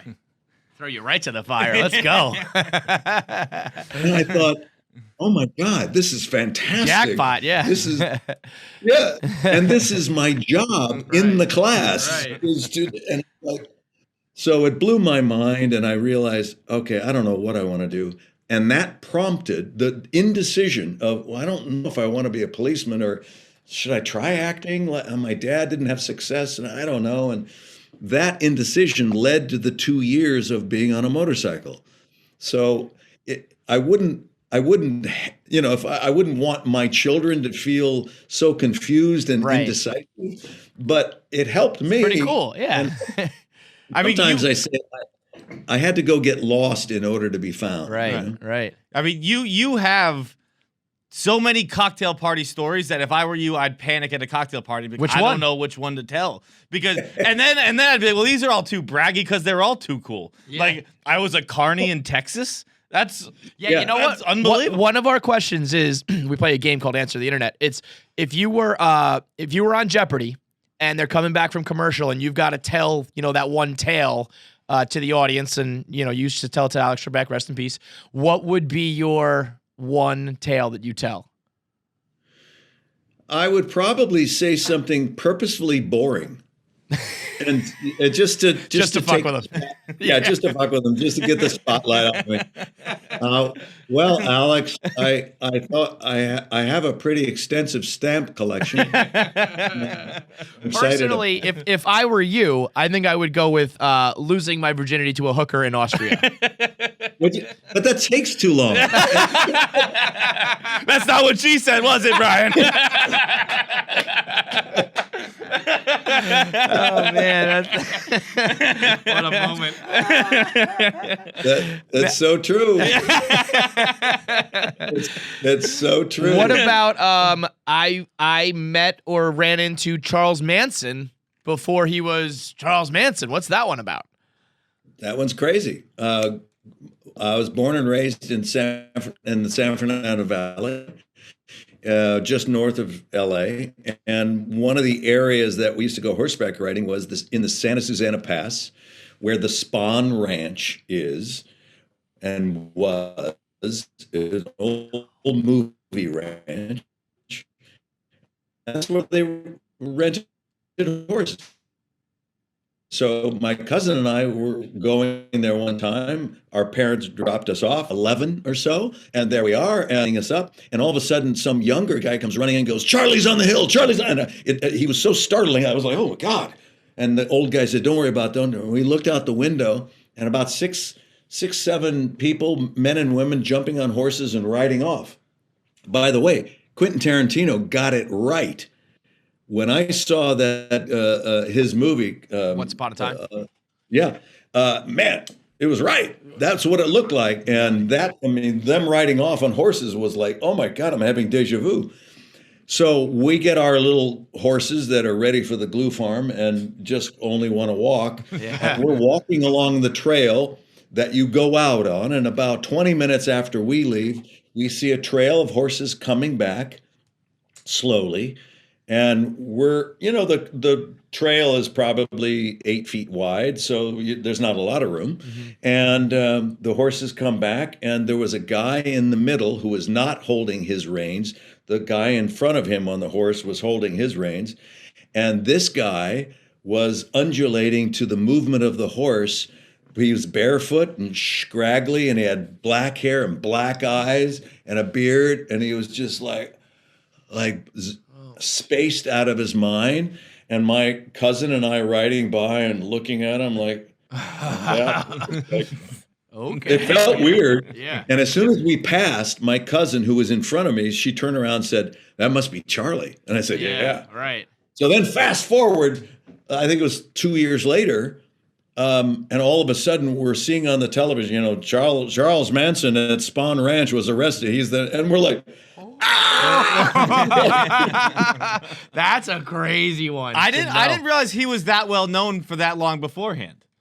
I thought Well, no, it's just that he was memorable from looking like you just put the 2 and 2 together. I put the 2 and 2 together. He wasn't memorable. Wow.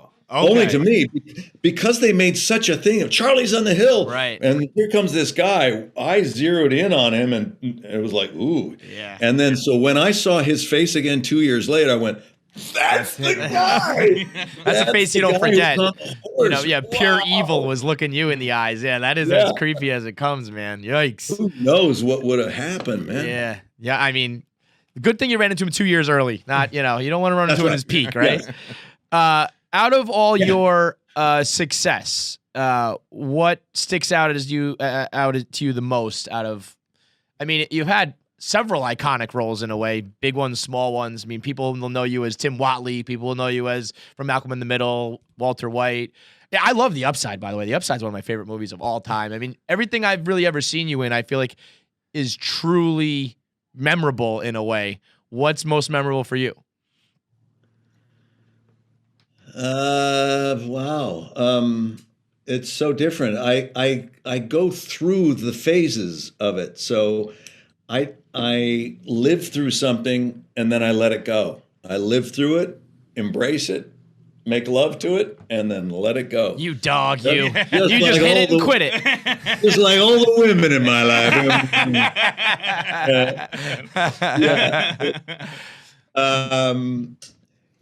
I've had some great experiences on stage where I worked in London or worked in Broadway. And you as Howard Beale my family is a big Broadway family, so we go to a lot. And my parents came down and they're like, we have to go to this play. I'd honestly never heard of it. I know now it was a successful film beforehand, but I was like, sure, Bryan Cranston's in it. I'll go see this play. I don't care what it's about. And then Network was I've seen Hamilton, and I think Network is my most memorable and best Broadway experience. You were unbelievable. Awesome. Thank you. When you came out in underwear, though, I was like, I think Cranston's got an underwear thing. You're always in your underwear. Hal was in it, Walter White. I mean, we got Howard Beale now. It's a little bit of an underwear, a fetish. I'll say it, Brian. You got a fetish. you gotta give the people what they want. Show them the moneymaker, The baby. tidy whities, baby. Let's go. Make it memorable. So the same way that you saw Charles Manson all those years later and put two and two together, has any of the couples that you ever married when you were ordained as a young man ever come back and said, "Holy shit, Bryan Cranston married us"? I would think that would be awesome. Yeah, I'm surprised nobody has come forward. To be honest, nobody put two and two together in that. Well, it's entirely possible that those couples are no longer together. Well, even better. That old bitch, Bryan Cranston married me and that old hag.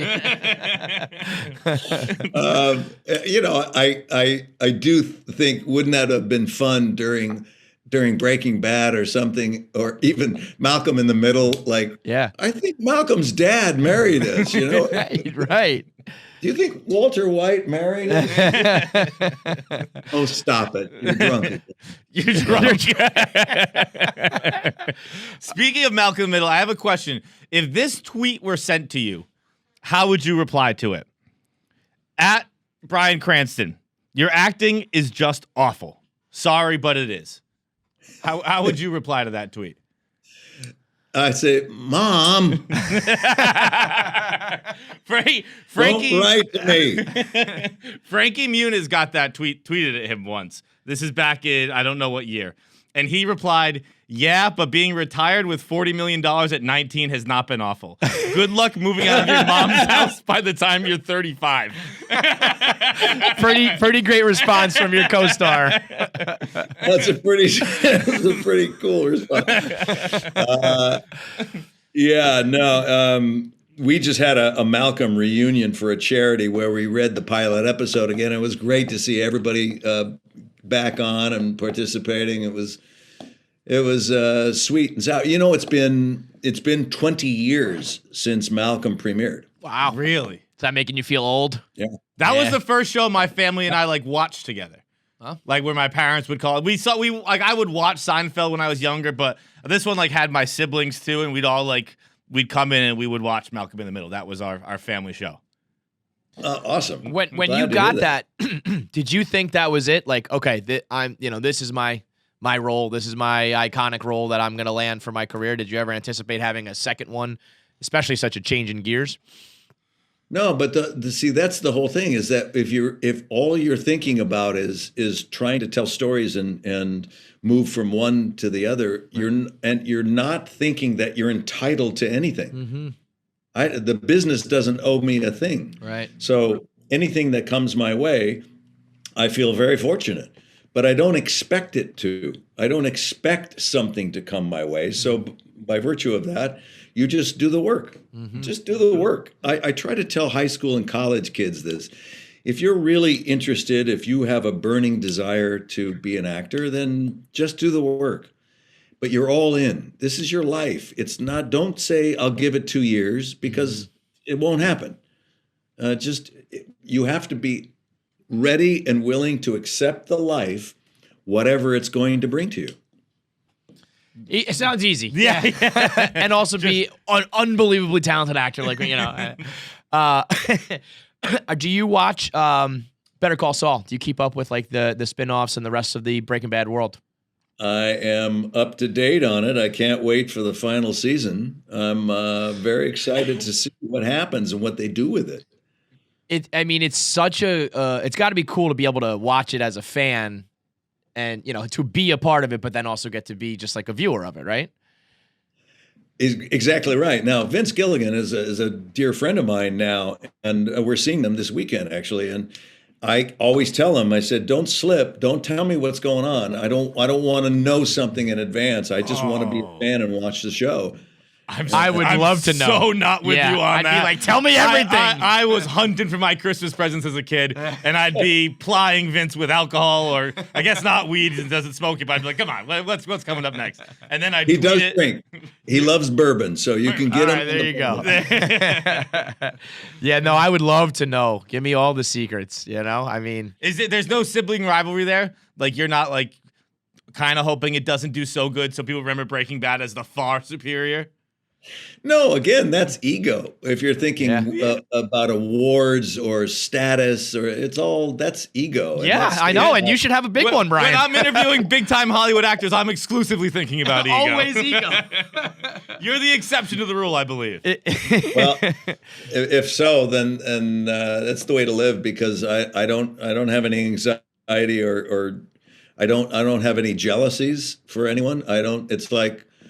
But you don't have to, because you killed it, man. You did it the best. Like, there's got to be a little part of that loves the fact that Breaking Bad nailed the finale. Yeah, like when Game of Thrones finale stunk, you were like, yes. You gave a little, yeah. We're still the only ones. We're still the only one, motherfucker. It's gotta be. Come on, it's gotta feel good. No, yes, to the first part. I was exceedingly pleased with how it ended. I'm just proud of that show, and he ended it so well, perfectly. I don't rejoice in someone else's debauchery. You're talking the wrong dude. You're better than us. You guys. I can't wait till you go down. I'll be dancing all over your grave, Cranston. We got a couple minutes left here. We're gonna let you go, but we're gonna hit you with some more questions. This is from our game called Answer the Internet. So we start here. What's the worst thing you've gotten thrown out of a bar for, if anything at all? Because I know when you're driving around town and around the country in motorcycles with your brother, or you're banging hookers in Austria, you're getting thrown out of bars, sir. All right. I'll tell you what. When I was we were traveling around, and we were in there's twin cities in the Panhandle of Florida called Bluntstown and Bristol, and I can't remember which one's on which, but it's divided by the time zone between Central Time and Eastern Time. And the tradition is you would go to the bar in Eastern Time until 2:00 in the morning, and then they'd kick you out. Right. And everyone would get in their car and drive 5 minutes to get another hour. Bristol, and then have an extra hour of drinking. Great. So that's I love it. Answer. That's great. Let's see. Could you beat Tom Cruise in a fight? No.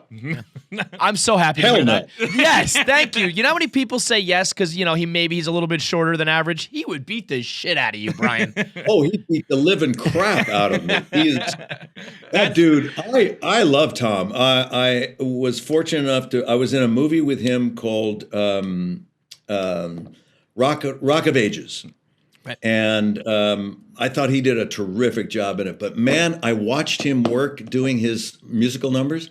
That guy attacks a performance like it's a boxing match. Mm-hmm. It's like, mop him off. Tell me what I did wrong. Tell me how I can be better. Let's go. I'm back in there. Yeah. And he's always had a smile and always been gracious. And I just really, I really like him a lot.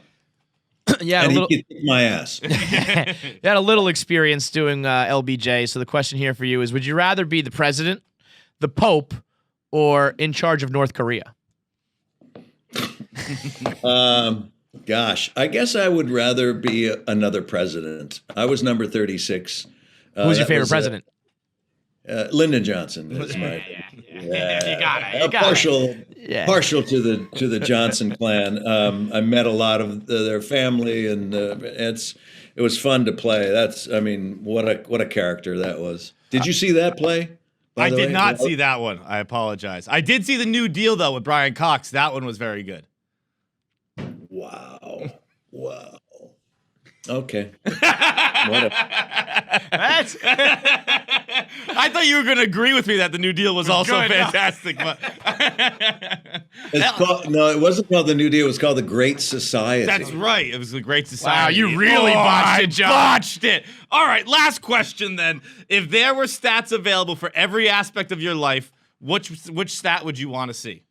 You get up to the pearly gates and you say, tell me how many times this happened, or how many this, or whatever stat you can quantify your life with.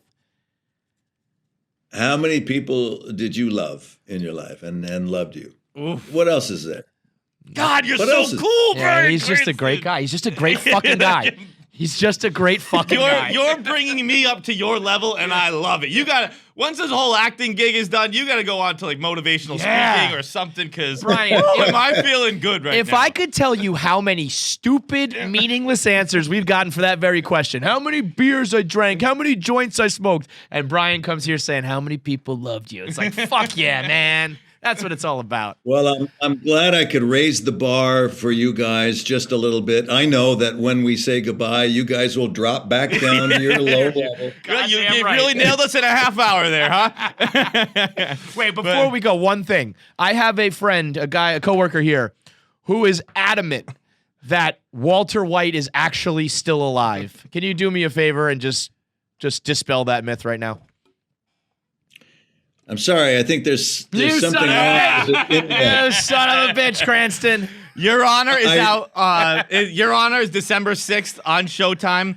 I can't wait to watch it. And I also really want to thank you for having it weekly. I miss weekly shows. Good 10 weeks. With a little suspense between every episode. Because when it binges, I just watch it all in one night. I have no self-control whatsoever. So I'm very excited again. We had it with The Undoing a little bit just on HBO, and I'm really excited for it on Your Honor.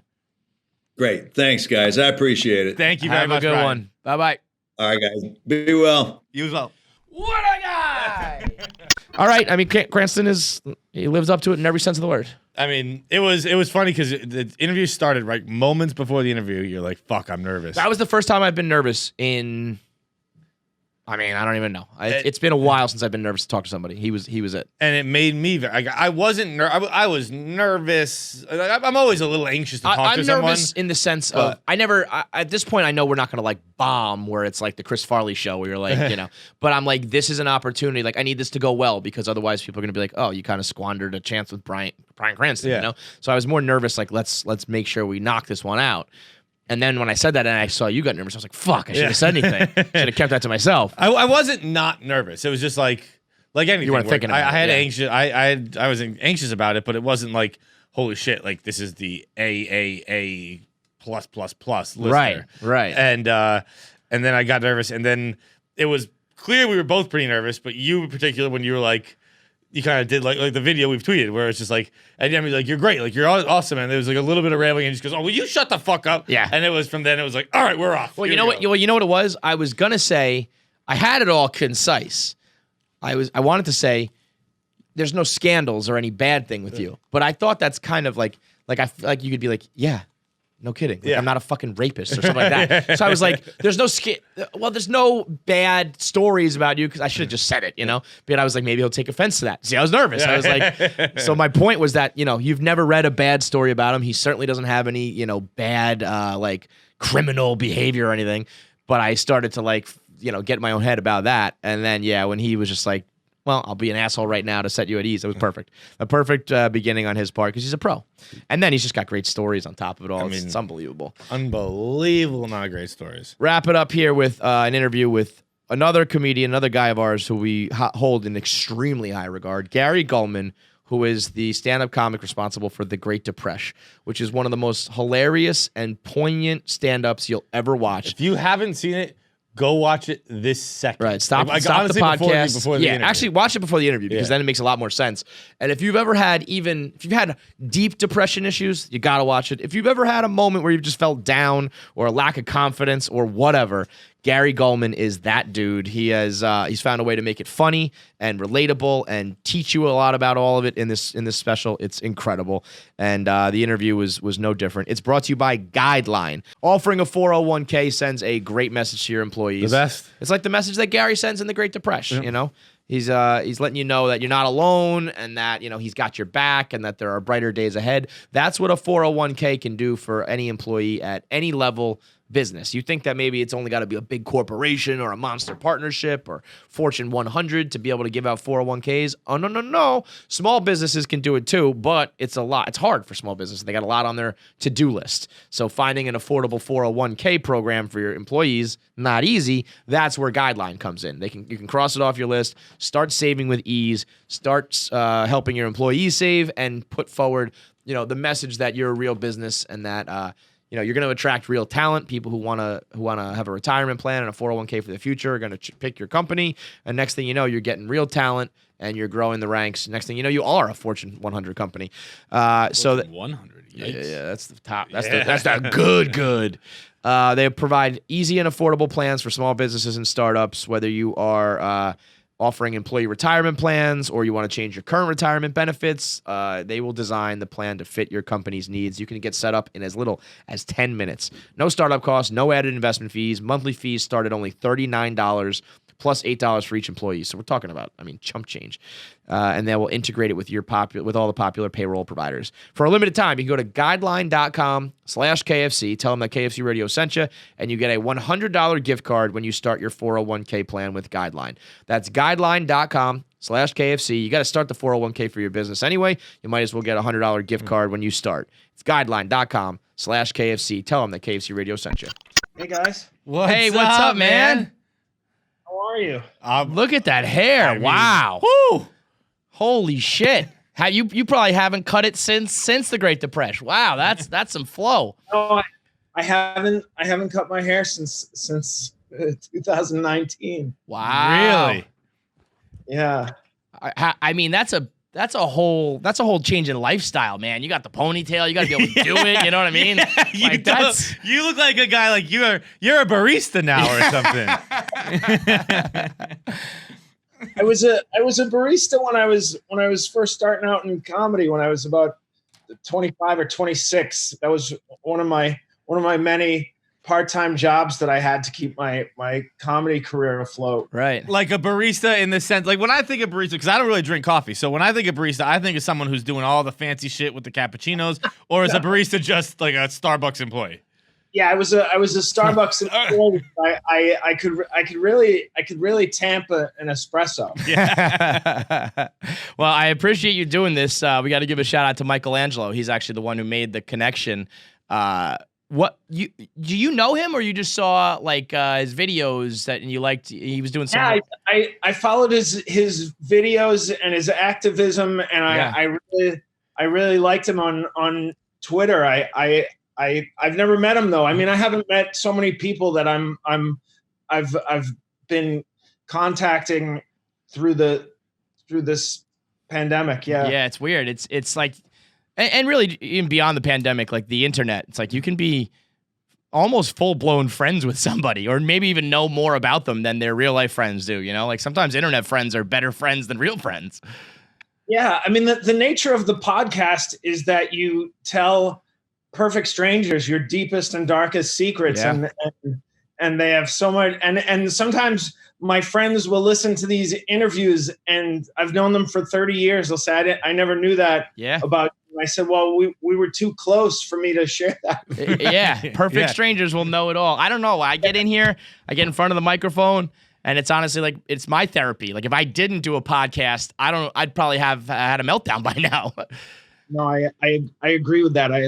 I think my therapist said it early on in our career together. He said, once you tell everybody these inner thoughts and these inside secrets about yourself, they'll have nothing on you to emotionally blackmail you or ridicule you or expose you. It's actually, it does the opposite of what you think it will do. Being an open book, getting the skeletons out there, it's like, I mean, that's great therapy advice where it's like, go be B-Rabbit. Remember 8 Mile? Yeah. Go be B-Rabbit. Tell them everything, man. Yeah. I am white. I do live in a trailer park. The only thing that 8 Mile didn't get right is the idea that you only get one shot, because first of all, you get 1,000 shots in show business. Second, he gets a second shot within the 2-hour movie. Yeah, he fails the first time. Like a week later, he's back. You only get 2 shots. It just doesn't have the same rhyme.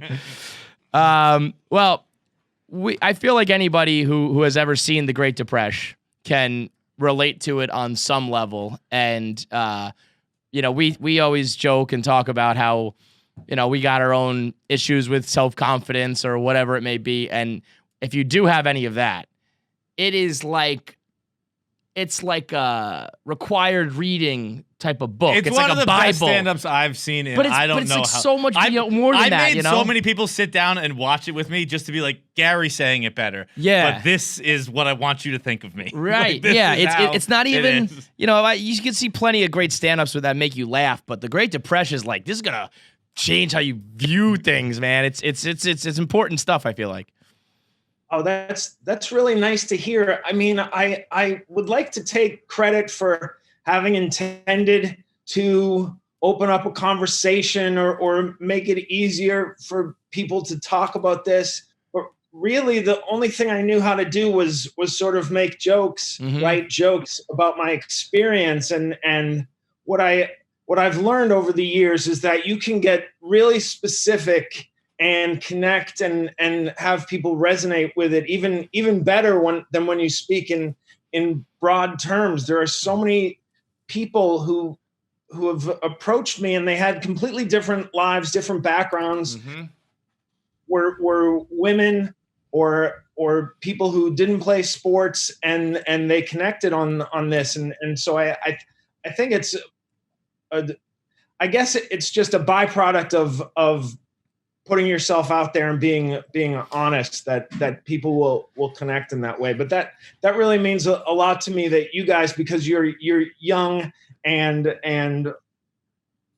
not in stand-up comedy, that these things resonate. Absolutely, So, man. And I think what you said is so true. And again, the internet kind of provides that because you're able to connect with a zillion more people than, you know, maybe back in the day you see someone at a show who says like, hey, I went through this, but other than that, you know, what can you really? So I remember like I went through some family shit and I remember thinking that my job was like a big part of the reason why. And then I ended up connecting with a ton of guys who had every different job, but the same exact experience. And I was like, all right, so it's, you know, there's much more than that. And, you know, it really is like a deeper thing. And you realize that everybody kind of, as specific as it is, like so many people end up going through the same thing, which is kind of weird to believe in this world of 8 billion people that the same stuff is happening to a lot of people out here.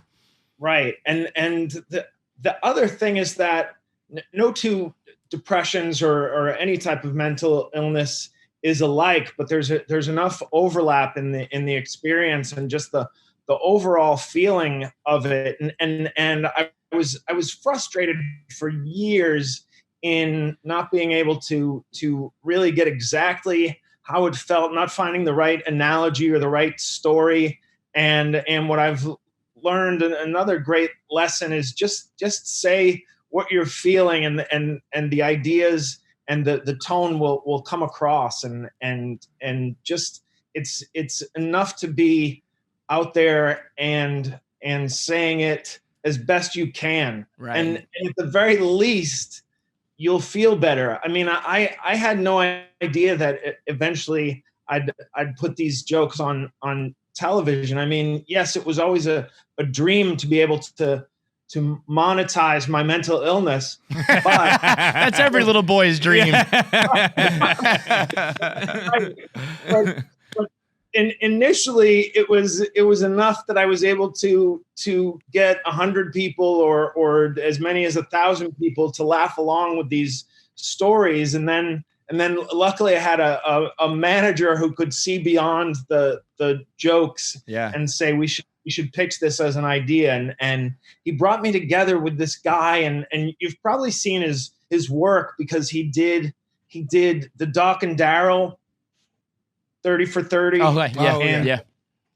The You Don't Know Bo for ESPN. And then he did Gary Shandling's documentary with Judd Apatow. And we met, and we just, and you guys know from doing business that you pitch ideas in the room, and either you find out a month later that they're into it or never find out that they're not into it. Right. And right that day in the room, he says, let's work on this. And we worked on it. And I've never, his name is Mike Bonfiglio, and I've never worked with somebody who was so hands-on with he didn't change jokes or add things specifically, but he just was, it's always great to have, and you guys have somebody honest with you. And by honest, I mean, they either laugh when you're funny or don't laugh when you're not funny. Mm-hmm.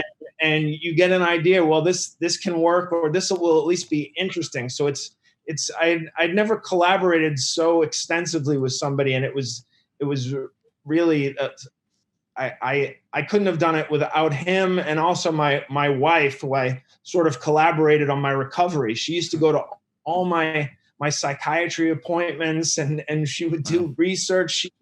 She grew mushrooms in our Midtown apartment, and it is very delicate to grow mushrooms in outdoors and indoors. The light and the heat. I mean, she was something else, man. What a woman! Are we talking psychedelic mushrooms or regular mushrooms here? Oh, psychedelic mushrooms. Yeah, what a woman.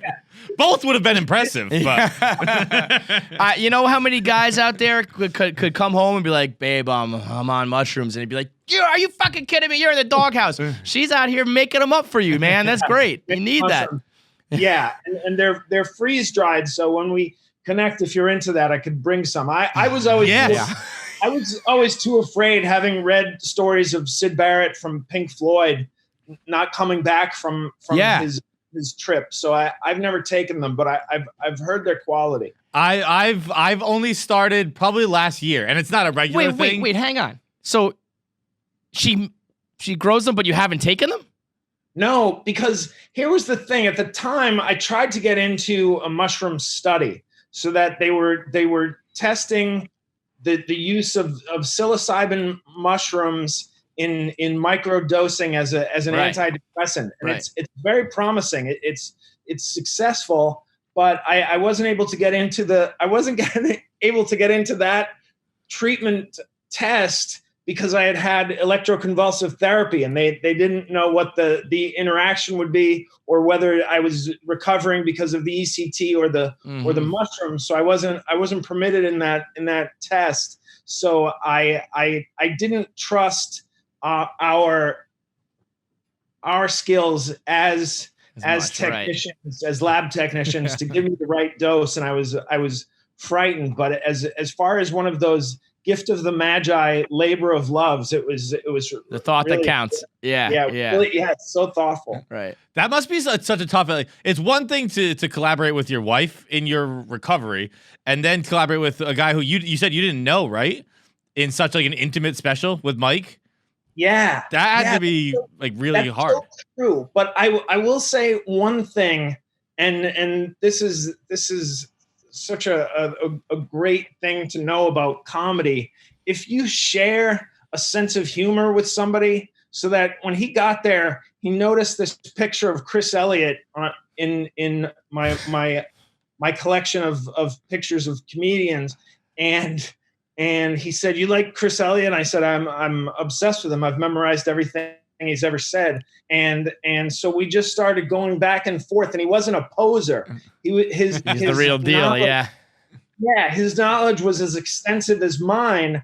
And once I knew that he liked this sort of comedy, we connected in such a way. And the other thing is that you trust somebody's opinion on your jokes, because they like the same type of jokes. It's a special connection. So we connected. I mean, within 72 hours, we were on the same wavelength. You know what you said there that I love and I miss so much is that you really connected because you were just saying lines you both liked back and forth. That's dead. That's like how we grew up. We just said like Talladega Nights lines and Anchorman lines and Dane Cook lines, and we just say them to each other. And now we're like, "Oh, I'll just pull up the video for you." That's not as fun. There's no camaraderie to that. Right. There's no back and forth. There's no tennis aspect. There's a very real friendship activity there of just saying lines from like your favorite movies back and forth, and we just never do that anymore. Yeah, that's so interesting. I hadn't thought about that. I always thought we were silly because we didn't even write these things that we were repeating over and over again to our friend and connecting on them. And sometimes I'll hear people will do that with my jokes, and I can't express how meaningful that is to me. I mean, Gary, if you want to do it, let's go. I'll go back and forth with you. I mean, the joke about drinking Sprite and the scene with your mother where your poetry and your schoolwork were such an obvious allegory for depression. The tree that could only grow through tears. I mean, so here's what I struggle with. It's so fucking funny, but I feel bad laughing about it because it's like, I mean, the thought of like, it's so sad and your mom didn't notice it. And I'm like, I feel terrible for laughing about it sometimes, but God damn, is that funny. Yeah. I just feel that part of the I don't want to say luck or what do you call it? Like the thing is that you can tell really horrific stories about a car accident if it's you narrating it. Yeah. Because if you're narrating the story of the car wreck, there's implicit in that is that you survived it, so people can't get too sorry for you or sad. I had a smile on my face when I'm telling these stories of being hospitalized and getting this rather arcane treatment, or to most people it's obscure, but it's actually made a huge comeback. The electroconvulsive therapy. Crazy. I had no idea. The fact that I can tell it. Yeah, I did not know that was, happening.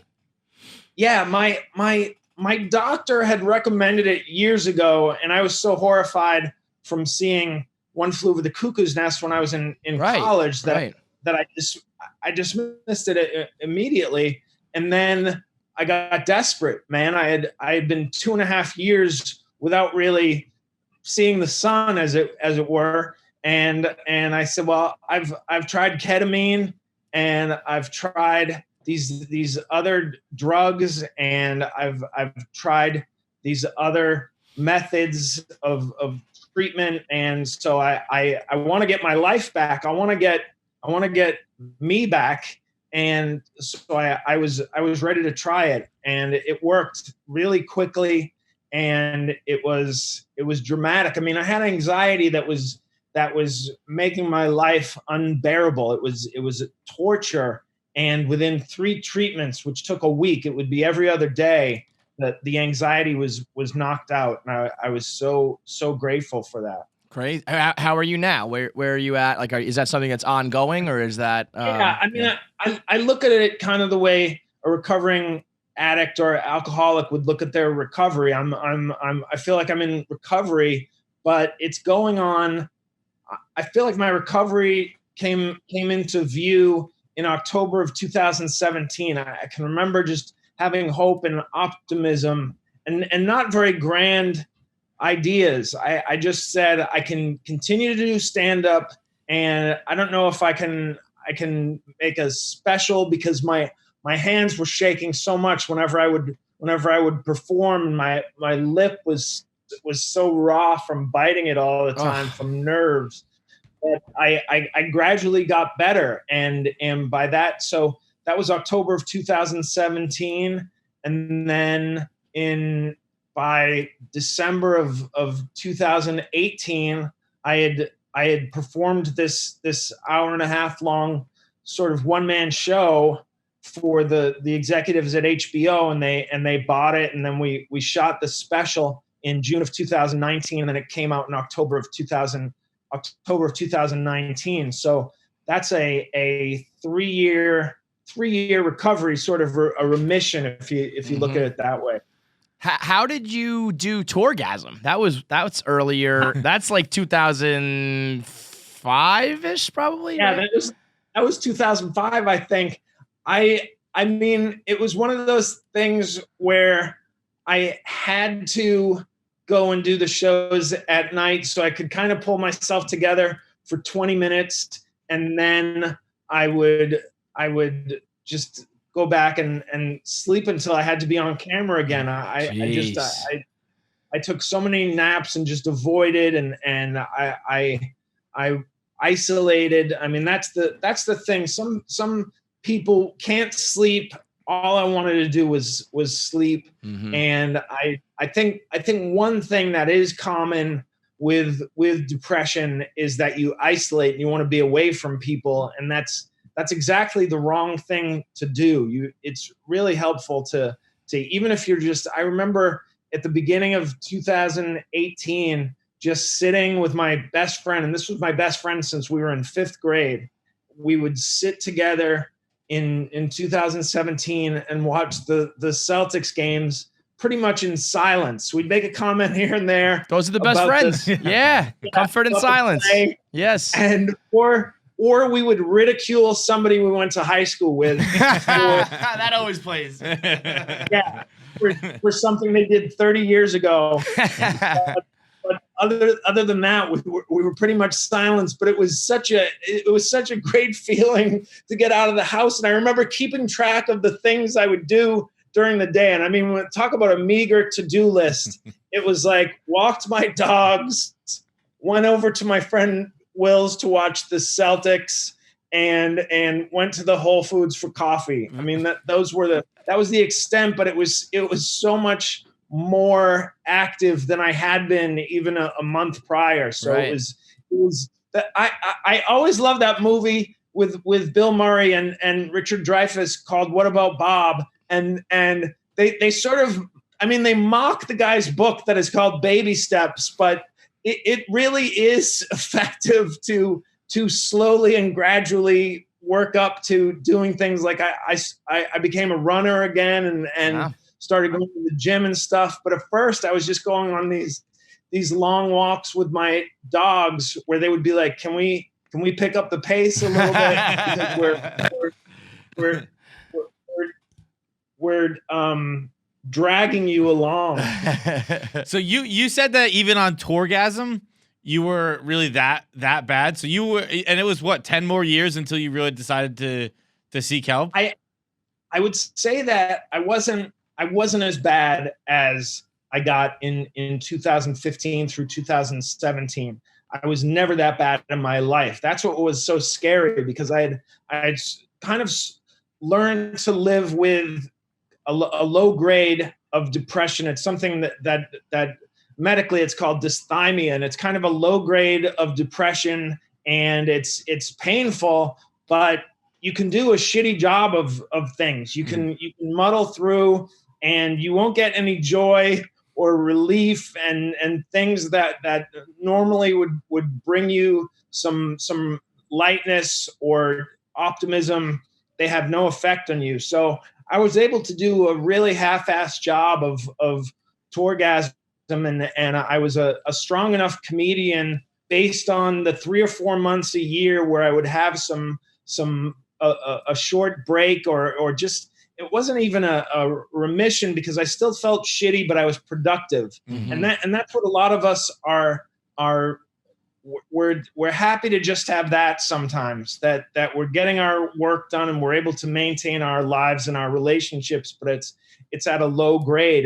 And luckily I was able to muddle through those and maintain a career. But over 2015 through 2017, it got to the point where I can't even muddle through anymore. I've lost even that much energy. And what's amazing to me is not only did I get to a point in my recovery where I'm not just muddling through and doing a half-assed job, I'm thriving and producing and working on multiple projects and not ducking things because I'm either afraid or I just don't have the energy or the hours out of bed to tackle them.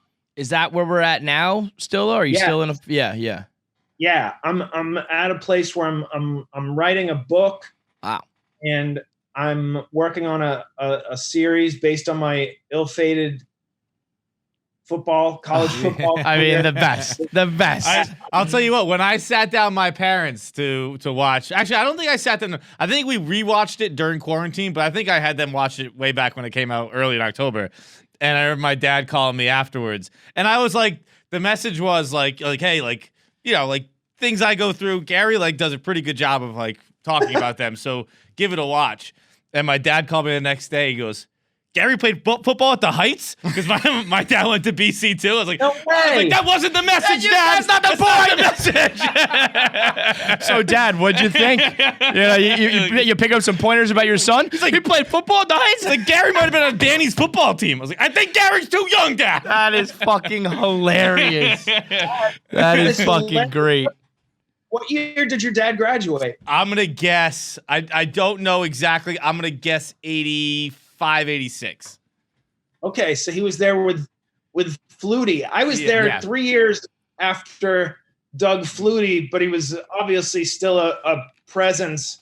And the only thing that's weird is when you're 17, you consider 3 years ago to be the dark ages and Eternity, the olden days, and it was when I look back at it now, he probably was still coming to basketball games and stuff like that. He was always a really big basketball fan. Yeah, my dad's friend who he still is like best friends with. He was Flutie's roommate. So when you like mentioned that like the guy had just coached Flutie to a Heisman, I forget the coach's name, but he's like, oh, he probably overlapped with Danny. Danny. Yeah, Jack Bicknell was the head coach for Flutie, and now Jack's son Bob Bicknell is a coordinator for the Niners, I think. That was another one of my favorite. I mean, I have a million favorite lines from the special, but that one about when you're like, oh, how I wish I could tell you that not 10 feet from where you sit is my blankie. I have to say that I had never spoken about my mental illness or the severity or being hospitalized until that year. And once I did, it was very easy. But I must say the most difficult thing and the thing I was most protective of was letting anyone outside of my immediate family know that I carried a blankie with me into college. I mean, I feel like it kind of came back around with gravity blankets and weighted blankets. Now a lot of people have blankies, right? Do you ever do you get annoyed? Like, even like I said in the beginning of this show, like me and him go through like our issues, but like I don't have issues, you know? Like, do you get almost annoyed if people throw around the word depression or anxiety and it's like, listen, motherfucker, you don't even know the half of it? Or is it all, you know, one big thing? No, I think because it's on a spectrum, which everybody says about everything, but it's true. It's because it's true. Mm-hmm. And so there are times when my depression would be something like, just get out of the house and in a half hour you'll feel better. But still, it took a lot of energy to ramp up to that, walking out of the house and doing that. And then there are some times when the depression is overwhelming and I don't see any point to living anymore. And every single thing on that spectrum is valid, and you don't have to accept it. That's the other thing, is that there gets to a point in your life when you've been struggling with it for so long that you just say, well, this is me, and I am so sick and tired of trying different things that don't work. Mm-hmm. I mean, I know that there are times that it's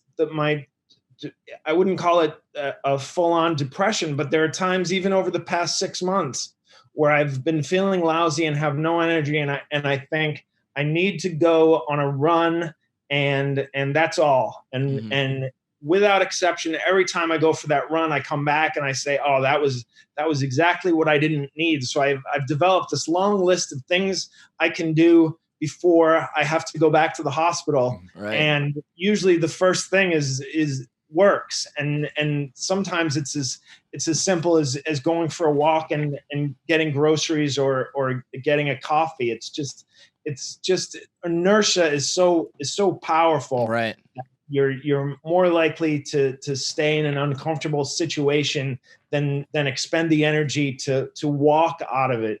Do you think that people who suffer from mental illness or depression are more drawn to the entertainment industry, or do you think that the entertainment industry causes it, or do you think that it's just we talk about it more? So it's actually the same percentage of regular people, right? But it's just it feels more. It feels like it's more.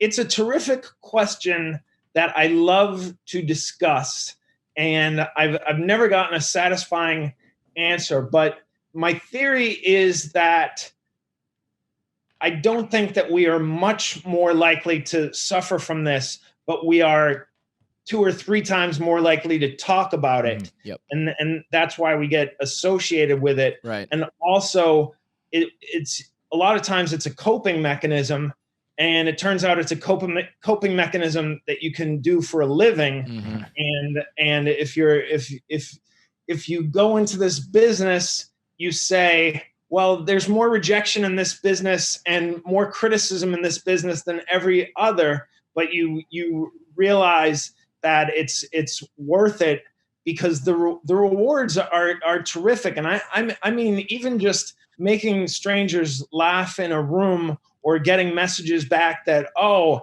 I connected with that. I understood exactly what you were talking about when you discussed that moment in Ghostbusters where he starts playing the notes down towards the right. I mean, somebody that sort of connection, like you said earlier, we don't really have that anymore. Mm-hmm. And when you're making those connections, it's really significant. So I really feel like we're not any more likely to suffer from this, but I think we're more comfortable talking about it. And the other thing is that it's unusual for men who want to talk about it. And I hope that when guys like us, and I just saw this incredible thing about Hayden Hurst that he made from the Falcons. I mean, I was blown away with that. If you guys want to link to that or something, that was really moving and so well done. And it's about 12 minutes or so. And I have the utmost in respect because he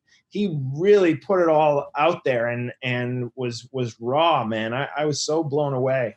Do you think that your style of comedy ever contributes to it? Like that, we had a caller call in the other day, and they were asking us about if, like, because we were joking about how bad we are at sports now, and I don't know, all kinds of self-deprecating, but also defense mechanism jokes.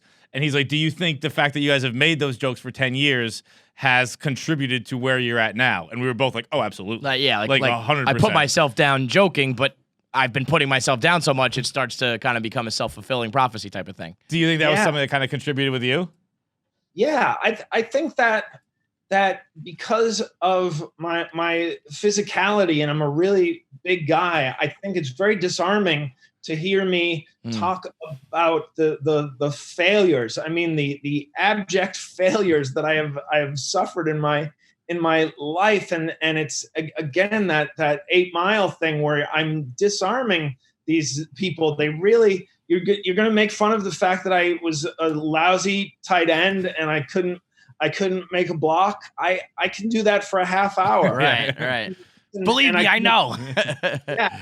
Yeah. So it's. I mean, and I also think, and I wonder if you guys get this feeling when you would open up about these things. I think that part of the reason why my recovery has been so sturdy, because part of the reason is because I have finally moved to accept these things that I was either ashamed of or was hiding from people. And it doesn't seem like it's just a coincidence that the same year I opened up about my failure as a football player that I started to recover. And I mean, the other part of it is that not only was I not spurned or ridiculed for it, I was embraced and people laughed and shared their stories. Like that's how I connected with Adam McKay. He sent me a direct message, and I'd been a fan of his since Anchorman and Saturday Night Live. And he sent a message and he said, I was a big kid who played football and wasn't very good too. And I thought, oh, that's a kinship. Yeah, that's a brotherhood right there. Right. Exactly. Yeah. And McKay's working with the show, right? That's going to be amazing. He's got to be one of the most sought after guys in Hollywood right now. Yeah, I mean, he's going to be the executive producer, and I'm working with this terrific writer, and it's been a lot of fun. I mean, I'm a nostalgic and sentimental person, but just sharing these stories from high school and college with somebody and kind of reliving it and having some perspective on it. It's really a gift. I love it, man. We're going to play a little game with you right here, if you don't mind. It's called Answer the Internet. It's our card game with hypothetical questions from all different corners of the internet and all of our callers over the years. We'll keep it with sports for right now. If you could party with one sports team from history, who would it be? This is a great question, and I can't believe I have an answer at the top of my list right away. The 1979 world champion Pittsburgh Pirates. Wow. Really? Why is that? What about them? Because being a sports celebrity at that time was still a sort of, I don't want to call it a subculture, but it was a subculture in sort of the way that the punk rock scene was and little underground, yeah. Yeah, and also there weren't yet and I will say that I've never tried cocaine, but I feel like if I was ever going to use it, 1979 was a time when I think they were still saying it's not addictive, and it's just a party drug, and I'm very susceptible to being around athletes at a party celebrating, and if I saw a world champion and he offered me a bump, I think they would have called it. I couldn't have. It would be rude. Yeah, you're a bad guest. Yeah. Yeah, it would be rude. So I think that would be ideal, and I defy anybody on the internet to come up with a better one. I think 79 doctors were still prescribing cocaine to hysterical women. Like, Doc, my wife's like, she's put on weight. It's like, here's some cocaine for her. Like, that's why they were always cleaning the kitchen and working around the house. Like, hey, yeah, all yipped up. That's why. Here's a take. I think that Coca-Cola may have still been putting cocaine in their soda, and that's why people reacted so strongly against New Coke. Yeah. This shit sucks. Okay, would you rather have no music for the rest of your life or have all music be sung by your significant other? Whoa. I have a feeling Sade has a beautiful voice. She has a beautiful voice, and she has the most eclectic taste in music, so that she'll enjoy some of the 80s rock and roll that I'll play, but also she knows she's 34, but she knows Megan Thee Stallion and she's a savage. Cardi B, so she's with it as far as these artists. So I think I could do worse than a jukebox made of my significant other. You're a big guy, so this is a good question. What's the youngest age child that could beat you up? I mean, you like. No child. I mean, Gary's such a big guy that when I first saw Gary on Tourgasm when I was about 15 years old, I went, he's too big to be a comedian. I wrote you off immediately. As a prepubescent 15-year-old, I was like, this guy, he's too big. He's too handsome. Can't be funny. His muscles are too big. Right. It doesn't work. Right. I mean, unless there's a child who is, one of these Russian kids who's like grown, his father makes him fight a bear or something. If we're talking about a regular American child, there's not a single one that could beat you up. Yeah, I don't think there's anybody under 14 who could beat me. I think I could beat up every kid at their bar mitzvah. And wouldn't that be awesome? Shalom, and here's Gary, he just punches you in the face. Okay, if you could pick any character from TV or movies to be your college roommate, who would it be? This goes into what we were talking about earlier. I would pick Chris Elliott, who it's really interesting because we reached out to him and dedicated the special to him because that was the thing that Mike Bonfiglio and I connected on, and then we became really close friends. We went up to Maine and we slept at his house, and he barbecued for us. So they always say don't meet your heroes, but you should always meet your heroes, especially Chris Elliott, who the thing is a lot of people are not nearly as funny as you hope they would be. That's Right. a very difficult thing to pull off. Right. And sometimes they're too funny in that they're always on, and it's irritating. But he enjoyed making us laugh, and we connected on such a level. It's really been one of the brightest things to come out of my debilitating depression was my friendship with Chris Elliott. But Chris Elliott's not a character from TV or movies. So are you going with like the guy from Scary Movie, or are you going with the mayor of Schitt's Creek? I'm going with he played a 30-year-old paperboy on a short-lived series that ended in 1991. It was called Get a Life. So his name was Chris Peterson, and it was basically him. And so I would want to live with Chris Peterson. I'll tell you what, Gary. You're lucky Chris Elliott likes you because you're borderline on like crazy stalker. You love Chris Elliott, man. All right, I'm going to go back to another fight question here because I think almost anybody I've ever asked this to, I think he could, but not with you. Could you beat up Tom Cruise in a fight? No. Okay. No. I mean, No. I usually think that Tom Cruise, he's very he's shorter than, you would think, but he trains and all that shit. So I usually think he can beat everybody up that we talk to. But once again, you're a big fella. I feel like you could maybe. I mean, I got to tell you, my fighting style is usually to subdue someone into a submission. So I'm a great headlocker. Yeah. I'll grab you by the shirt collar and pin you to a wall. But if you fight back, it's over. I will go down. But if my grabbing you in a position to block for a pass, if that cowers you, then I will be victorious. But if you fight back, I'll fold like a house of cards.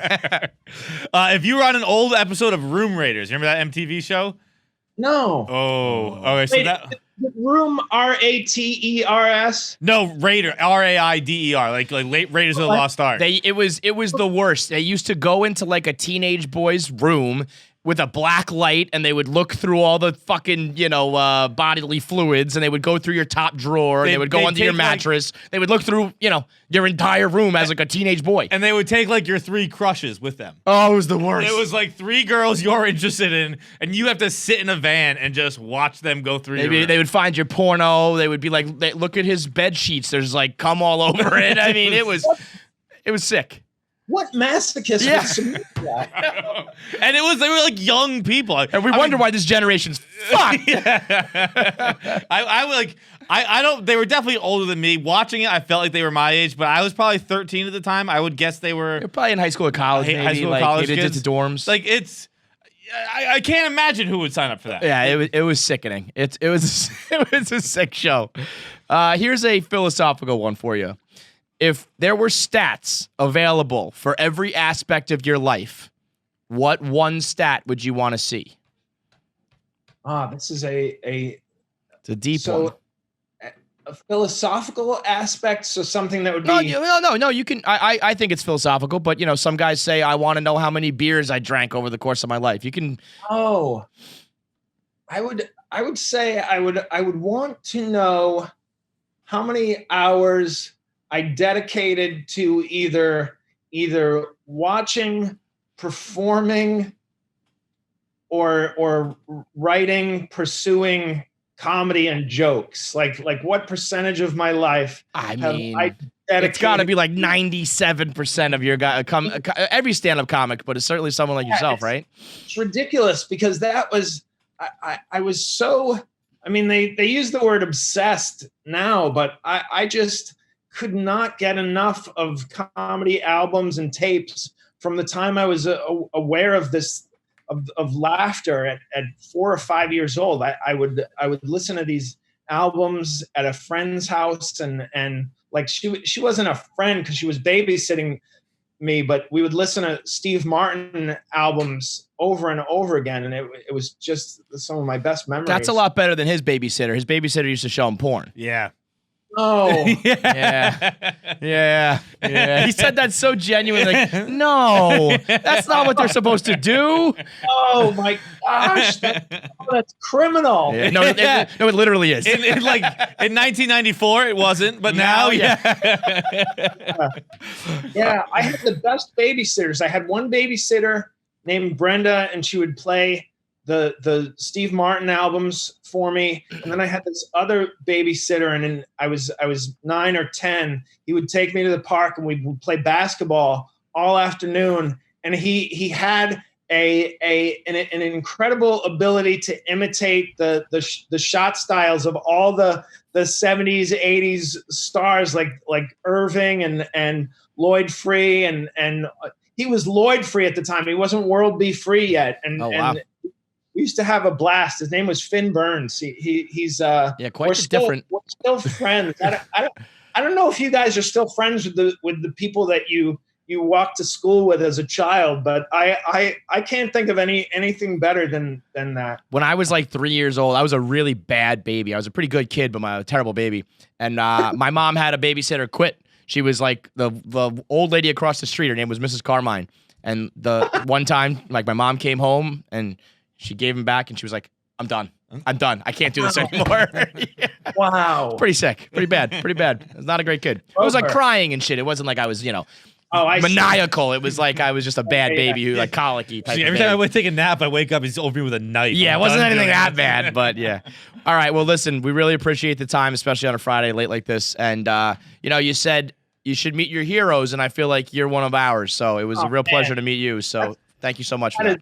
Wow, that's really a nice thing to say and a beautiful thing to hear. I really appreciate that. And this was a delight. So we'll do it again sometime, maybe in person, I hope. I would love that. Yeah. Thank you so much, Gary. Have a good one. So much, guys. All right, later. have a great day. Bye. Okay. I'm going to hit you with a little YouTube sabermetrics, okay?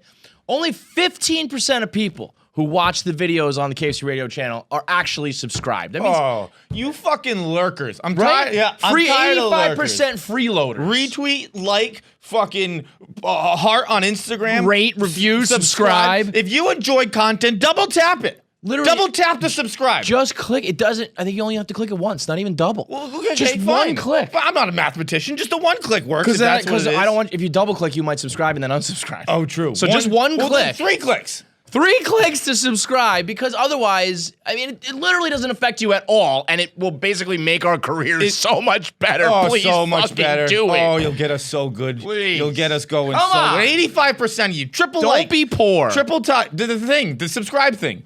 Smash that button, as they say.